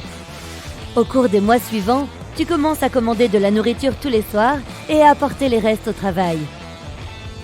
Tu n'as pas changé tes draps de lit depuis ton arrivée et tu n'as pas passé l'aspirateur sur le sol depuis que tu vis là. L'odeur à l'intérieur est de plus en plus forte, étant donné que tu ne sors pas non plus les poubelles et que tu n'ouvres pas les fenêtres pour aérer la maison. Tu as également renoncé à trier ton linge sale. Tu n'as plus de vêtements propres, alors tu réutilises les mêmes vêtements pour le travail, mais ils sont couverts de taches de nourriture. La salle de bain ne donne vraiment pas envie d'y aller. L'eau coule et déborde sur le sol, ce qui rend l'intérieur humide. Comme la lumière du soleil ne pénètre pas, les moisissures se développent à toute vitesse, offrant un foyer à diverses bactéries et parasites. Il n'est pas étonnant que tu te fasses porter malade tous les mois. Tant de travail t'a fait perdre de vue ta maison et a affecté tes performances au bureau. Tu as déjà reçu plusieurs avertissements et on t'a dit de prendre soin de toi et de t'acheter de nouveaux vêtements ou de laver ceux que tu as. Mais plus tu achètes de vêtements, plus des piles de vêtements sales apparaissent dans toute la maison. Il n'y a plus d'endroit pour dormir. Ton lit est une montagne de déchets et ton canapé abrite des cartons que tu n'as même pas déballés depuis que tu as emménagé. Tu commandes un sac de couchage et tu t'installes dans la cuisine sale. Les cafards rampent sur chaque centimètre du sol de la cuisine, du comptoir et des moindres recoins. Les rats ont rongé la plupart des meubles en bois et créé un réseau de tunnels souterrains qui leur permet d'accéder à toutes les pièces de la maison. Tu entends leurs petites griffes taper sur le carrelage chaque fois qu'elles passent devant ton oreille. Tu essayes de dormir, mais la vaisselle dans l'évier est tellement empilée que le robinet qui goutte fait couler l'eau à travers les assiettes et les verres et t'éclabousse le front. Tu ramasses ton sac de couchage et tu le poses au sous-sol. L'odeur est insupportable. Il y a de la mousse qui pousse dans tous les coins et même une petite flaque d'eau stagnante qui croupit et sert d'abri aux moustiques, bactéries et autres vermines. Les rats et les souris utilisent cette petite piscine comme lieu de baignade pour organiser des fêtes et se nettoyer après une longue journée passée à manger ta nourriture et à créer des tunnels. Il y a des milliers de rats dans tous les coins, mais avec le temps, disons qu'ils ne te dérangent plus. Tu vois des petits nids de bébés rats dans les coins sombres. Les murs en bois sont en train de s'effondrer, rongés par les termites et la moisissure. Tu te réveilles le lendemain avec des empreintes de rats sur tout le corps et tu vas au travail. Mais tu te fais mettre à la porte et tu es renvoyé chez toi pour te laver. Tu essayes de prendre une douche, mais les tuyaux sont bouchés et seules quelques gouttes d'eau sale atterrissent sur ton corps. Tu vas dans le jardin où il y a une parcelle de terre où tu devais construire une piscine, mais tu n'as pas eu le temps de le faire. Tu poses ton sac de couchage sur la terre et tu essaies de trouver le tuyau d'arrosage pour te nettoyer. Mais les rats ont rongé le plastique et il ne peut pas asperger correctement. Quoi qu'il en soit, tu te rinces avec de l'eau et tu essaies de te sécher avec des sacs poubelles, puisque tu ne trouves pas les serviettes dans cette mer d'ordures. Tu retournes à l'intérieur pour regarder la télévision, qui étonnamment fonctionne toujours. Tu libères un peu d'espace sur ton canapé et tu commandes une pizza. Tu as une pile de boîtes à pizza empilées les unes sur les autres qui forme une table basse de fortune et tu poses tes jambes dessus. La pression et le poids de tes jambes font fuir les insectes qui mangeaient les restes de croûte et de fromage. On sonne à la porte et tu te lèves pour répondre. Le livreur est déjà dans sa voiture et s'éloigne de la puanteur. Ils te connaissent tous maintenant. C'est une bonne chose que tu es payé en ligne. Tu retournes regarder ton film en voyant d'autres bestioles ramper sur ton téléviseur. Les heures passent et tu réalises que tu dois te lever tôt pour aller travailler. Tu fais un peu de place pour dormir, mais tu t'écorches la tête sur un objet pointu qui traîne sur le canapé. Les mois passent, les voisins cessent de te parler, voire t'ignorent carrément. Ils t'évitent dès que tu sors de chez toi. La plupart du temps, ils font des commérages et des commentaires sur ta maison. Tous les parasites qui proviennent de chez toi se répandent dans le quartier. Les voitures de contrôle des nuisibles vont et viennent dans le quartier et visitent une nouvelle maison chaque jour. Les mouches et les asticots ont colonisé ta maison au point qu'il est impossible de se promener sans avoir des mouches autour du visage. Tous ceux qui passent dans le quartier savent que ta maison est la source de l'infestation. Plusieurs mois passent et ta maison est méconnaissable. Il est impossible de voir le sol et les murs sont couverts de rayures. Les rats ont pris le pouvoir et grignotent à peu près tout. Ils sont devenus tes nouveaux amis quand tu manges et finissent même des restes pour toi. Le sous-sol est complètement inondé et l'eau s'écoule jusqu'à la rue principale. D'autres créatures ont trouvé refuge chez toi, notamment des chats et des chiens errants, des ratons laveurs, des opossums et même des chauves-souris. Tu as du verre cassé partout sur le sol à cause des ampoules cassées et ton matelas est troué de partout. Tu te réveilles avec des boîtes de pizza empilées sur toi et tu te regardes dans le miroir. C'est le premier anniversaire de ton arrivée et ce n'est pas la vie que tu avais imaginée. Par la fenêtre, tu vois tes voisins qui vendent leur maison. Certains sont déjà partis, y compris celui qui t'a accueilli lorsque tu as emménagé. Tu te retournes et, comme si c'était la première fois, tu vois enfin que ta maison est en désordre. Tu repères une photo de toi accrochée au mur. Tu l'as installée là quand tu as emménagé. Tu décides de réparer ta maison et de tout nettoyer. Tu sais que cela prendra des semaines, voire des mois, mais tu laisses tomber le travail et tu commences par ranger ta chambre. Tu prends des boîtes entières de sacs poubelles et tu commences à mettre les ordures dedans. Tu achètes 3 nouveaux aspirateurs et tu commences à ramasser toute la poussière et les débris qui se sont accumulés au cours de l'année qui vient de s'écouler. Après quelques heures, tu as plus de 20 sacs poubelles devant ta maison qui attendent d'être ramassés. Il faudra nettoyer les tâches et jeter les meubles cassés. Après 2 mois de travail acharné, tu parviens à te débarrasser de toutes les ordures que tu peux trouver. Il te faut encore 1 semaine pour écurer les sols et les murs et commander de nouveaux meubles pour remplacer ceux qui sont cassés et mâchouillés. Le plus grand défi est de se débarrasser des parasites qui restent et de résoudre le problème d'eau dans le sous-sol. Après avoir passé quelques coups de fil, tu fais appel à des professionnels pour réparer l'eau et te débarrasser de la vermine. Il te faut 4 mois au total pour transformer ta maison en un endroit frais comme la menthe où il fait bon vivre. Ton jardin fleurit et tu retournes au travail dans des vêtements frais avec un large sourire. Et tu fais la connaissance de tes nouveaux voisins qui ont déjà entendu parler de toi. Oui, tu as du pain sur la planche, n'est-ce pas? Tout est prêt. Tu es sous les projecteurs et tout le monde te regarde. Les lumières se reflètent sur le piano. Tu poses tes mains sur les touches et tu commences à jouer. Puisque tu as 20 doigts par main, tu peux jouer beaucoup de notes en même temps pour plus d'intensité. Chaque accord est enrichi et embelli par davantage de notes grâce à tes 40 doigts. À la fin du récital, tout le monde se lève et t'applaudit. Le bruit des applaudissements est intense car les paumes des mains de tous ces gens sont énormes pour y faire tenir leurs 20 doigts. Te voilà maintenant sur une barque au milieu d'un lac, prête à plonger. Ton ami te convainc de faire la course jusqu'à la rive. Avec vos 20 doigts sur chaque main et sur chaque pied, vous nagez comme des poissons. Ce sont de véritables gouvernails naturels. Tu gagnes la course, puis tu retournes vers la barque en pagayant avec tes mains et tes pieds. Après la nage, tu pars en randonnée. Tu te trouves face à une belle paroi d'escalade. Tu te prépares et tu places chaque paume sur les pierres devant toi. Tu as une bonne prise car tu peux t'agripper à des pierres dont les gens qui ont 10 doigts ne pourraient jamais se servir pour escalader. Tu arrives au sommet et admire la vue. Un costume bien repassé et un sourire confiant. Tu vas gérer ton entretien. Tu entres dans le bâtiment comme si c'était toi le patron et tu attends que quelqu'un t'accompagne chez le directeur. Tout le monde remarque ton look impeccable et ton attitude confiante. On te fait entrer, tu affiches ton sourire le plus désarmant et tu ajustes ta veste. Tu entres dans la pièce et tu te présentes avec une poignée de main vigoureuse qui épate le directeur. Il veut en savoir plus sur ton compte. Tu quittes le bâtiment. Tu es resplendissante et convaincue d'avoir fait bonne impression.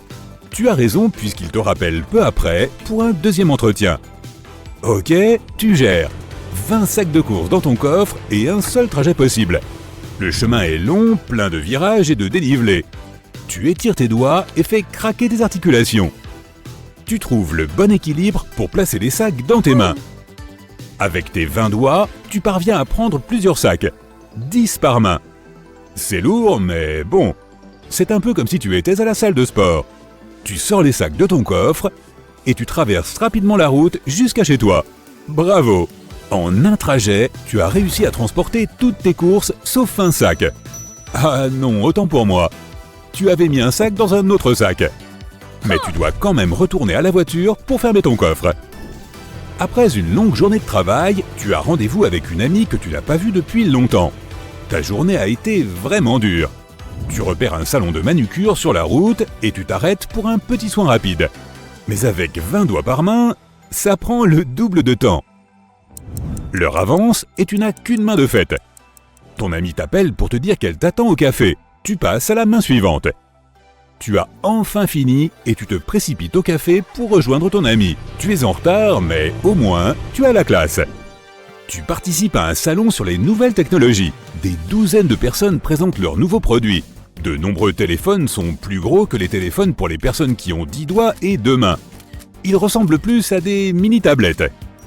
Tu prends un téléphone et tu le testes. Avec tes 4 pouces, tu tapes super rapidement sur le clavier. L'écran est suffisamment grand pour le reste de tes doigts. Tu passes aux ordinateurs et tu remarques une idée intéressante. Un ordinateur portable avec un clavier très large pour que tu puisses taper facilement. Tu ouvres un nouveau document et tu commences à écrire. Tu es surprise par ce confort d'écriture. Dommage que tu doives attendre que le produit soit effectivement lancé sur le marché pour pouvoir te l'offrir. Tu es en train de t'échauffer à la salle de gym. Tu te prépares pour ton prochain exercice.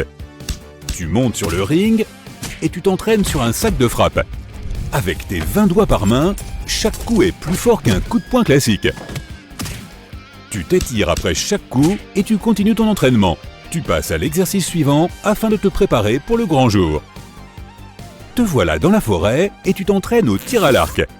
Tu places 2 canettes côte à côte, puis 2 autres canettes par-dessus.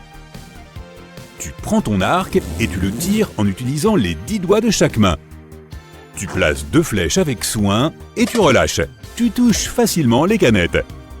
Maintenant, tu augmentes la difficulté et tu places les 4 canettes côte à côte. Tu tournes ton arc à l'horizontale et tu tires jusqu'à ce que la tension soit suffisante. Tu lâches et les flèches partent. C'est encore gagné. Tu touches les 4 canettes sans faire le moindre effort. Puisque tu as 20 doigts par main, il te faut au moins 7 ou 8 cibles côte à côte. Tu utilises un arc long, mais ça ne va pas être facile de viser. Tu te concentres, tu décoches tes flèches et tu tires en plein dans les mille. Si tu avais 50 doigts par main, ta façon de marcher et ton apparence en seraient d'autant plus altérées. Tes mains seraient si lourdes que tu aurais besoin de bras très musclés pour maintenir ton équilibre et soutenir tes doigts. Tout serait plus grand, y compris ton téléphone et ton ordinateur. Les manches des guitares seraient adaptées. Il y a 6 cordes sur une guitare normale, mais sur ces méga-guitares, il y aurait au moins 30 voire 40 cordes. La musique ne serait plus limitée par les caractéristiques physiques humaines. Tous les instruments devraient être adaptés à ces 50 doigts par main, comme les trompettes, les pianos, les harpes et les saxophones. Un trio ferait l'effet d'un orchestre et un orchestre fera l'effet de... 5 orchestres. Tu es tranquille à la maison en train de jouer aux jeux vidéo avec un ami. Chaque manette fait la taille d'une table basse. Ce n'est pas rien une main avec 50 doigts, donc les manettes ont des supports. Il y a tellement de boutons et de touches qu'on se perd rien qu'à les regarder. Tu joues à un jeu de foot en contrôlant chaque joueur individuellement. Avec de telles capacités de mouvement et de coordination pour un total de 100 doigts, ton cerveau est plus gros que la moyenne et tu es parfaitement multitâche. Tu bats ton ami. C'est lui qui gagne la revanche. Au 3e match, vous êtes à égalité. Vous vous tapez dans les mains. L'impact des mains à 50 doigts produit des ondes sonores qui arrivent jusque chez tes voisins. Avoir beaucoup de doigts sur les mains signifie que les objets tangibles et ergonomiques devraient être bien plus grands que la moyenne. Il serait super éprouvant d'aller chez un bijoutier parce que tu devrais trouver une bague qui puisse convenir à n'importe lequel des 50 doigts que tu as sur chaque main. L'industrie du gant pèserait des milliards, puisque la fabrication d'un seul gant engendrerait des coûts exorbitants. Dessiner avec un stylo normal deviendrait vraiment compliqué. Tous les stylos et les objets de papeterie seraient 10 fois plus grands que ceux qui existent aujourd'hui, et coûteraient beaucoup plus cher. Les verres seraient plus grands ou plus larges pour que tu puisses les saisir correctement. Ta main serait beaucoup plus grande et tes doigts s'étendraient tout autour de la paume comme des pétales de tournesol. Si tu avais chaud, tu n'aurais pas besoin d'éventail pour te rafraîchir. Il serait aussi plus facile d'attraper du sable pour faire un château de sable.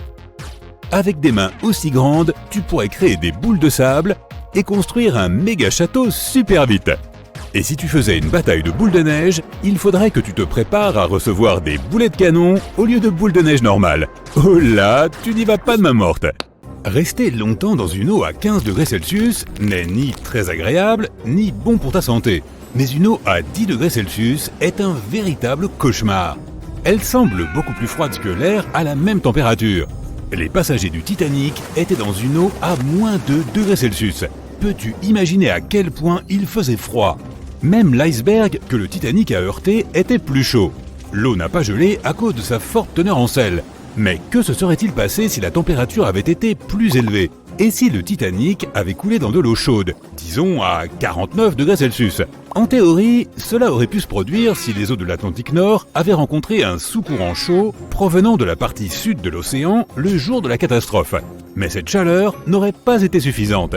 La zone océanique est trop vaste et la température est trop basse la nuit. Le sous-courant chaud à lui seul n'aurait pas fait de différence pour les personnes qui étaient dans l'eau.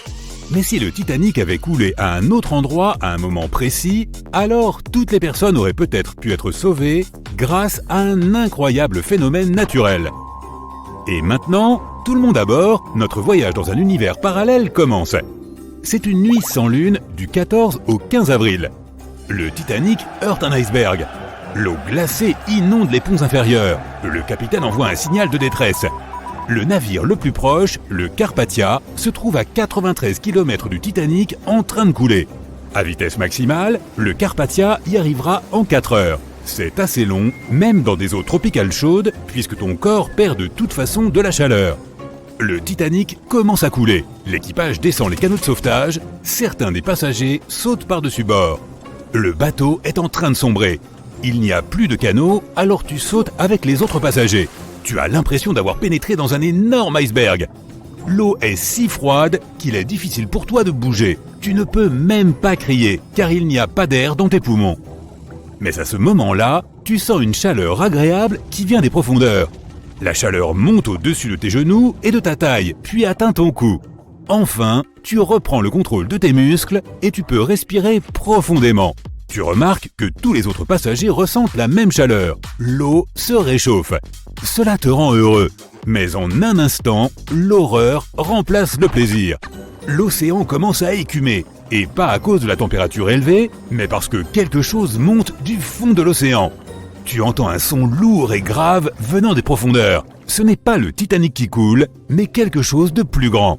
Tu peux voir un énorme iceberg à proximité. Il est en train de fondre et un énorme morceau s'en détache. 1 million de bulles apparaissent à la surface. Puis, tu sens quelque chose te frapper à la jambe. Des milliers de roches étrangement légères surgissent d'en dessous. Il y a aussi des plaques massives parmi elles. Les gens les utilisent comme des radeaux de sauvetage. Tu grimpes sur l'un de ces rochers et regardes le paquebot. Il ne coule plus puisque toute l'eau bouillonne et le pousse maintenant vers le haut. Tu saisis l'une des pierres et tu comprends tout. C'est de la pierre ponce. Un volcan sous-marin s'est réveillé juste sous le navire. Des milliers de tonnes de roches volcaniques flottent à la surface. Lorsqu'il entre en éruption, son magma secoue tout l'espace, réchauffe l'eau et détruit les fonds marins. Mais cela n'entraîne rien de destructeur à la surface. L'énorme pression de centaines de millions de litres d'eau annule la puissance du volcan. Les roches fondues de la croûte terrestre sont pressées contre le fond marin et la pierre ponce remonte à la surface. Voici pourquoi cela se produit. La partie supérieure de la Terre est constituée de nombreuses parties solides, les plaques tectoniques. Ces plaques entrent en collision les unes avec les autres et se divisent.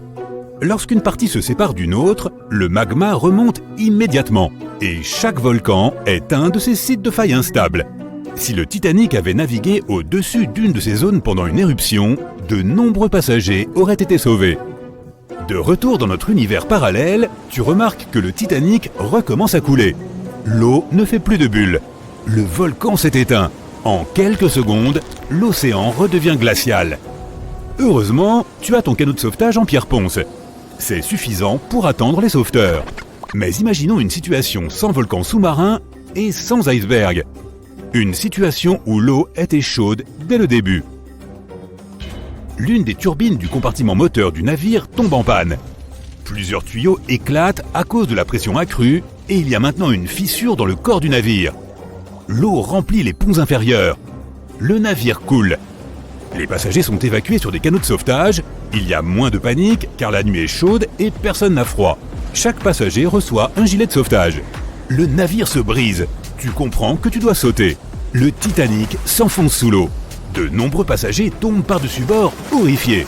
Ils plongent dans l'océan sombre et remontent immédiatement à la surface. La panique et le chaos total prennent immédiatement le dessus. Le navire disparaît dans l'obscurité et finalement, tout est silencieux. Quelques minutes passent et tu remarques que la panique est passée. L'eau est chaude. Presque tous les passagers ont des gilets de sauvetage. Quelqu'un flotte sur quelques planches venues du bateau. Après quelques heures, l'eau ne semble plus aussi confortable. L'océan absorbe la chaleur de ton corps. Pour se réchauffer, les passagers nagent plus près les uns des autres en formant un cercle serré. Il est maintenant tout à fait possible d'attendre 2 heures de plus que les sauveteurs arrivent. Les personnes sur les canots de sauvetage s'approchent et prennent à bord ceux qui ont froid. Les passagers se relaient. 20 minutes dans l'eau, puis 20 minutes dans un canot. Il est essentiel de ne pas enlever tes vêtements. Même une tenue mouillée aide à garder ton corps au chaud plus longtemps.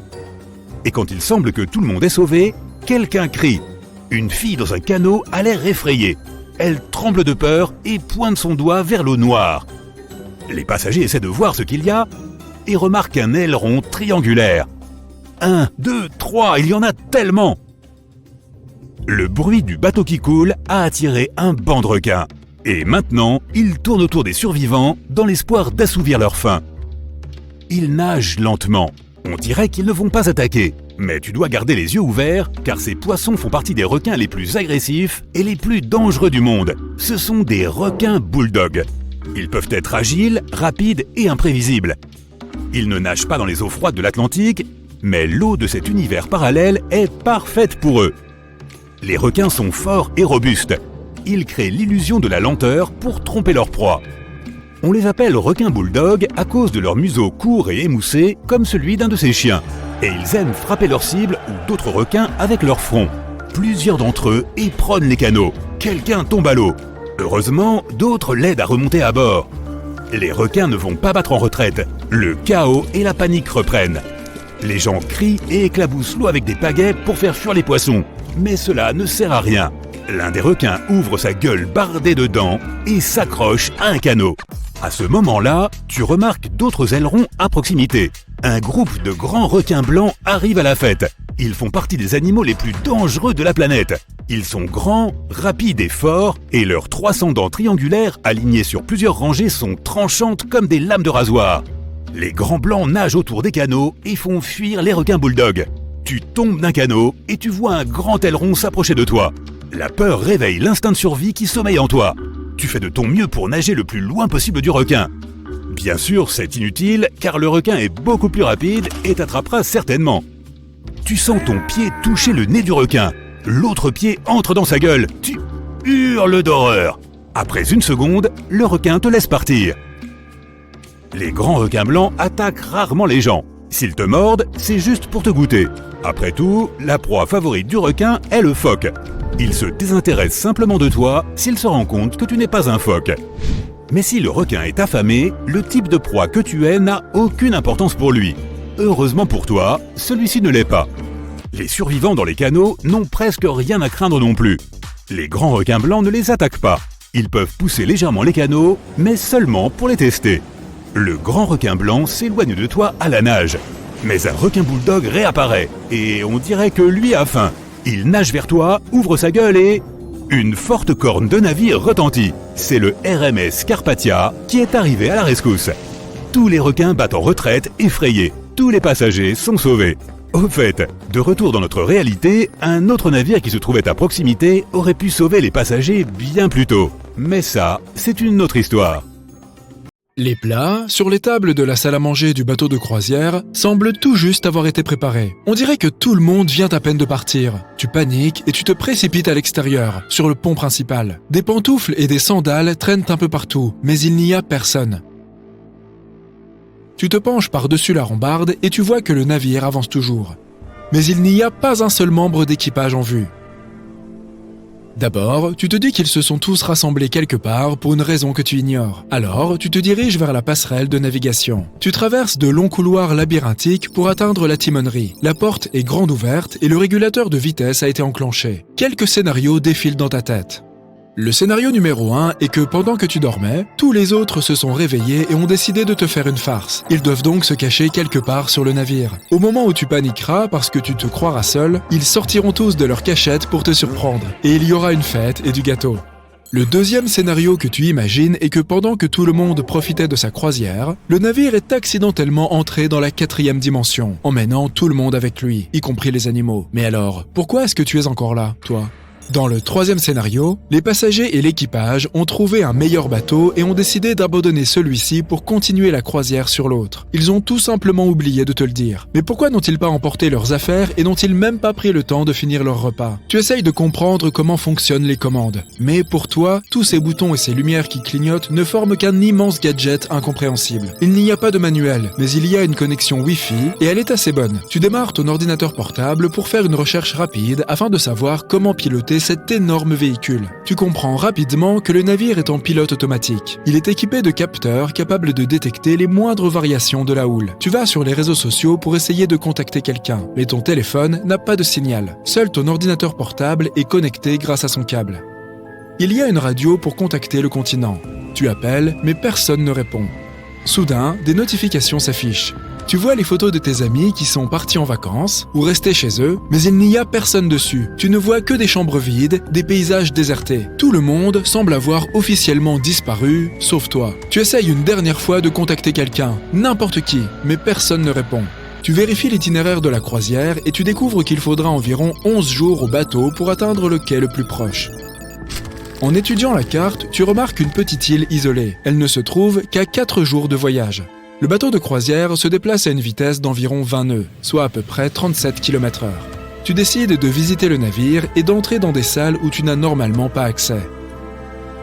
Les publicités à la télévision montrent un bateau de croisière entièrement vide, sans personne à bord.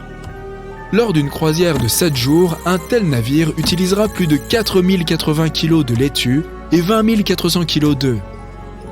En général, on consomme 2000 steaks et 1000 pommes de terre au four par jour sur une croisière de plus de 1000 personnes. Il y a tellement de nourriture et d'ingrédients sur le bateau que, théoriquement, tu pourrais tenir pendant des années. Tu te rends à la réception et tu saisis le micro qui sert aux annonces officielles. « Il y a quelqu'un ? Vous êtes là ? » Mais personne ne te répond. « Si c'est une farce, ce n'est plus drôle. Vous pouvez sortir maintenant. Je vais aller manger un bout sur le pont. » Tu attends quelques instants, mais en vain. Tu décides de visiter les étages inférieurs du navire. Mais avant de descendre, tu vas jeter un œil à la patinoire. Là non plus, il n'y a personne. Tu enfiles des patins et tu fais un petit tour. Ça fait du bien. Personne n'est là pour t'embêter ou pour te dire quoi faire. Après ça, tu visites la salle de loisirs et tu essayes quelques jeux d'arcade. Comme tu disposes d'une réserve de jetons illimitée, tu joues pendant des heures. Le soleil commence à se coucher, alors tu décides de te servir une boisson rafraîchissante et de profiter du panorama. Tu t'assieds sur le pont supérieur où seuls les passagers les plus fortunés sont autorisés et tu t'installes sur un immense transat. Tout est si calme, tu n'entends que le bruit de l'océan. Tu t'endors et tu ne te réveilles que le lendemain matin à cause du soleil. Tu vas te promener, cherchant quelque chose à faire. Tu attrapes un club de golf et tu commences à lancer des balles. Tu les envoies toutes dans la mer pendant des heures, jusqu'à ce que l'ennui te prenne. Tu t'aperçois que tu t'es laissé distraire et tu décides de te rendre sur les ponts inférieurs. Tu pénètres dans une salle réservée à l'équipage avec une carte d'accès que tu as trouvée par terre. Tu commences à descendre vers le fond du navire. Il fait de plus en plus sombre. L'électricité ne fonctionne pas, alors tu te munis d'une lampe torche et tu explores les salles. Les membres de l'équipage vivent généralement dans des cabines de style dortoir avec des lits superposés. Ils disposent aussi d'un espace commun pour prendre leurs repas et ont accès à certaines activités de loisirs. Les cuisines qui préparent les repas des principaux restaurants sont également situées dans les zones inférieures. Toutes les cabines se ressemblent. Il y a beaucoup de bruit provenant de la salle des machines. Ça te donne la chair de poule. Les tuyaux grincent et les bruits secs se font entendre un peu partout. L'éclairage clignote. Des ombres ont l'air de te suivre lorsque tu te déplaces avec la lampe torche que tu as ramassée dans l'une des salles. Tu as peur. Tu appelles pour savoir s'il y a quelqu'un. Mais tout ce que tu entends, c'est ta propre voix qui résonne dans les couloirs. Tu es perdu. Tu essayes de retrouver ton chemin vers les ponts supérieurs, mais tous ces couloirs se ressemblent. Tu te mets à courir et tu paniques. Tu trébuches sur quelque chose et tu perds ta lampe. Il fait très sombre. Tu agites tes bras dans tous les sens en essayant de trouver la sortie. Tu poses tes mains sur les murs pour tenter de t'orienter. Tu vois enfin une lumière vive au bout du couloir. Tu te diriges vers elle. Tu arrives dans l'une des cuisines centrales où tu trouves énormément de nourriture. Il y a des dizaines de frigos et même une cuisine entière consacrée au dessert. Ton estomac crie famine. Tu manges des mets parmi les plus exotiques et les plus haut de gamme. Chacun d'entre eux peut coûter jusqu'à 1 000 € dans un restaurant de luxe. Tu passes les jours suivants à te régaler de délicieuses friandises, à jouer au golf et à faire la fête sur la piste de danse. 3 jours plus tard, tu as consommé tous les plaisirs que tu pouvais consommer sur le bateau de croisière. Tandis que tu te prélasses au soleil, tu aperçois une île au loin. Tu attrapes tes jumelles et tu vois le quai. Le navire se dirige droit vers lui. Tu retournes rapidement à la timonerie pour consulter la carte. Le bateau arrivera dans 30 minutes. Mais tu ne sais pas comment le faire accoster. Tu décides de baisser l'ancre pour arrêter le bateau. Tu utiliseras ensuite un canot de sauvetage et tu rameras jusqu'à l'île. Tu rassembles du matériel et des vivres et tu pars. Peut-être que quelqu'un sur l'île pourra t'aider. Tu descends et tu rames jusqu'au rivage. Tu entres dans la ville, mais elle aussi est déserte. Les gens ont abandonné leurs voitures sur les routes au beau milieu de leur trajet. Tu te rends au poste de police dans l'espoir d'obtenir des informations, mais rien. Quelques mois plus tard, tu as exploré l'île d'un bout à l'autre en consommant les réserves du bateau de croisière. Au bout de 5 ans, l'île est entièrement sous ton contrôle et tu as appris à piloter le navire. Tu n'as pas vu une seule personne depuis ce jour déjà lointain. C'est comme si tout le monde avait disparu, littéralement volatilisé. 10 ans plus tard, tu es assis dans la tour radio. Ta barbe est longue et tu as cultivé des champs sur toute l'île. Ça fait 3 ans que tu n'as pas mis les pieds sur le bateau. Soudain, tu captes un signal en morse sur la radio. Quelqu'un sur le continent essaye de te contacter. Tu décides de remonter sur le bateau et de rejoindre la civilisation.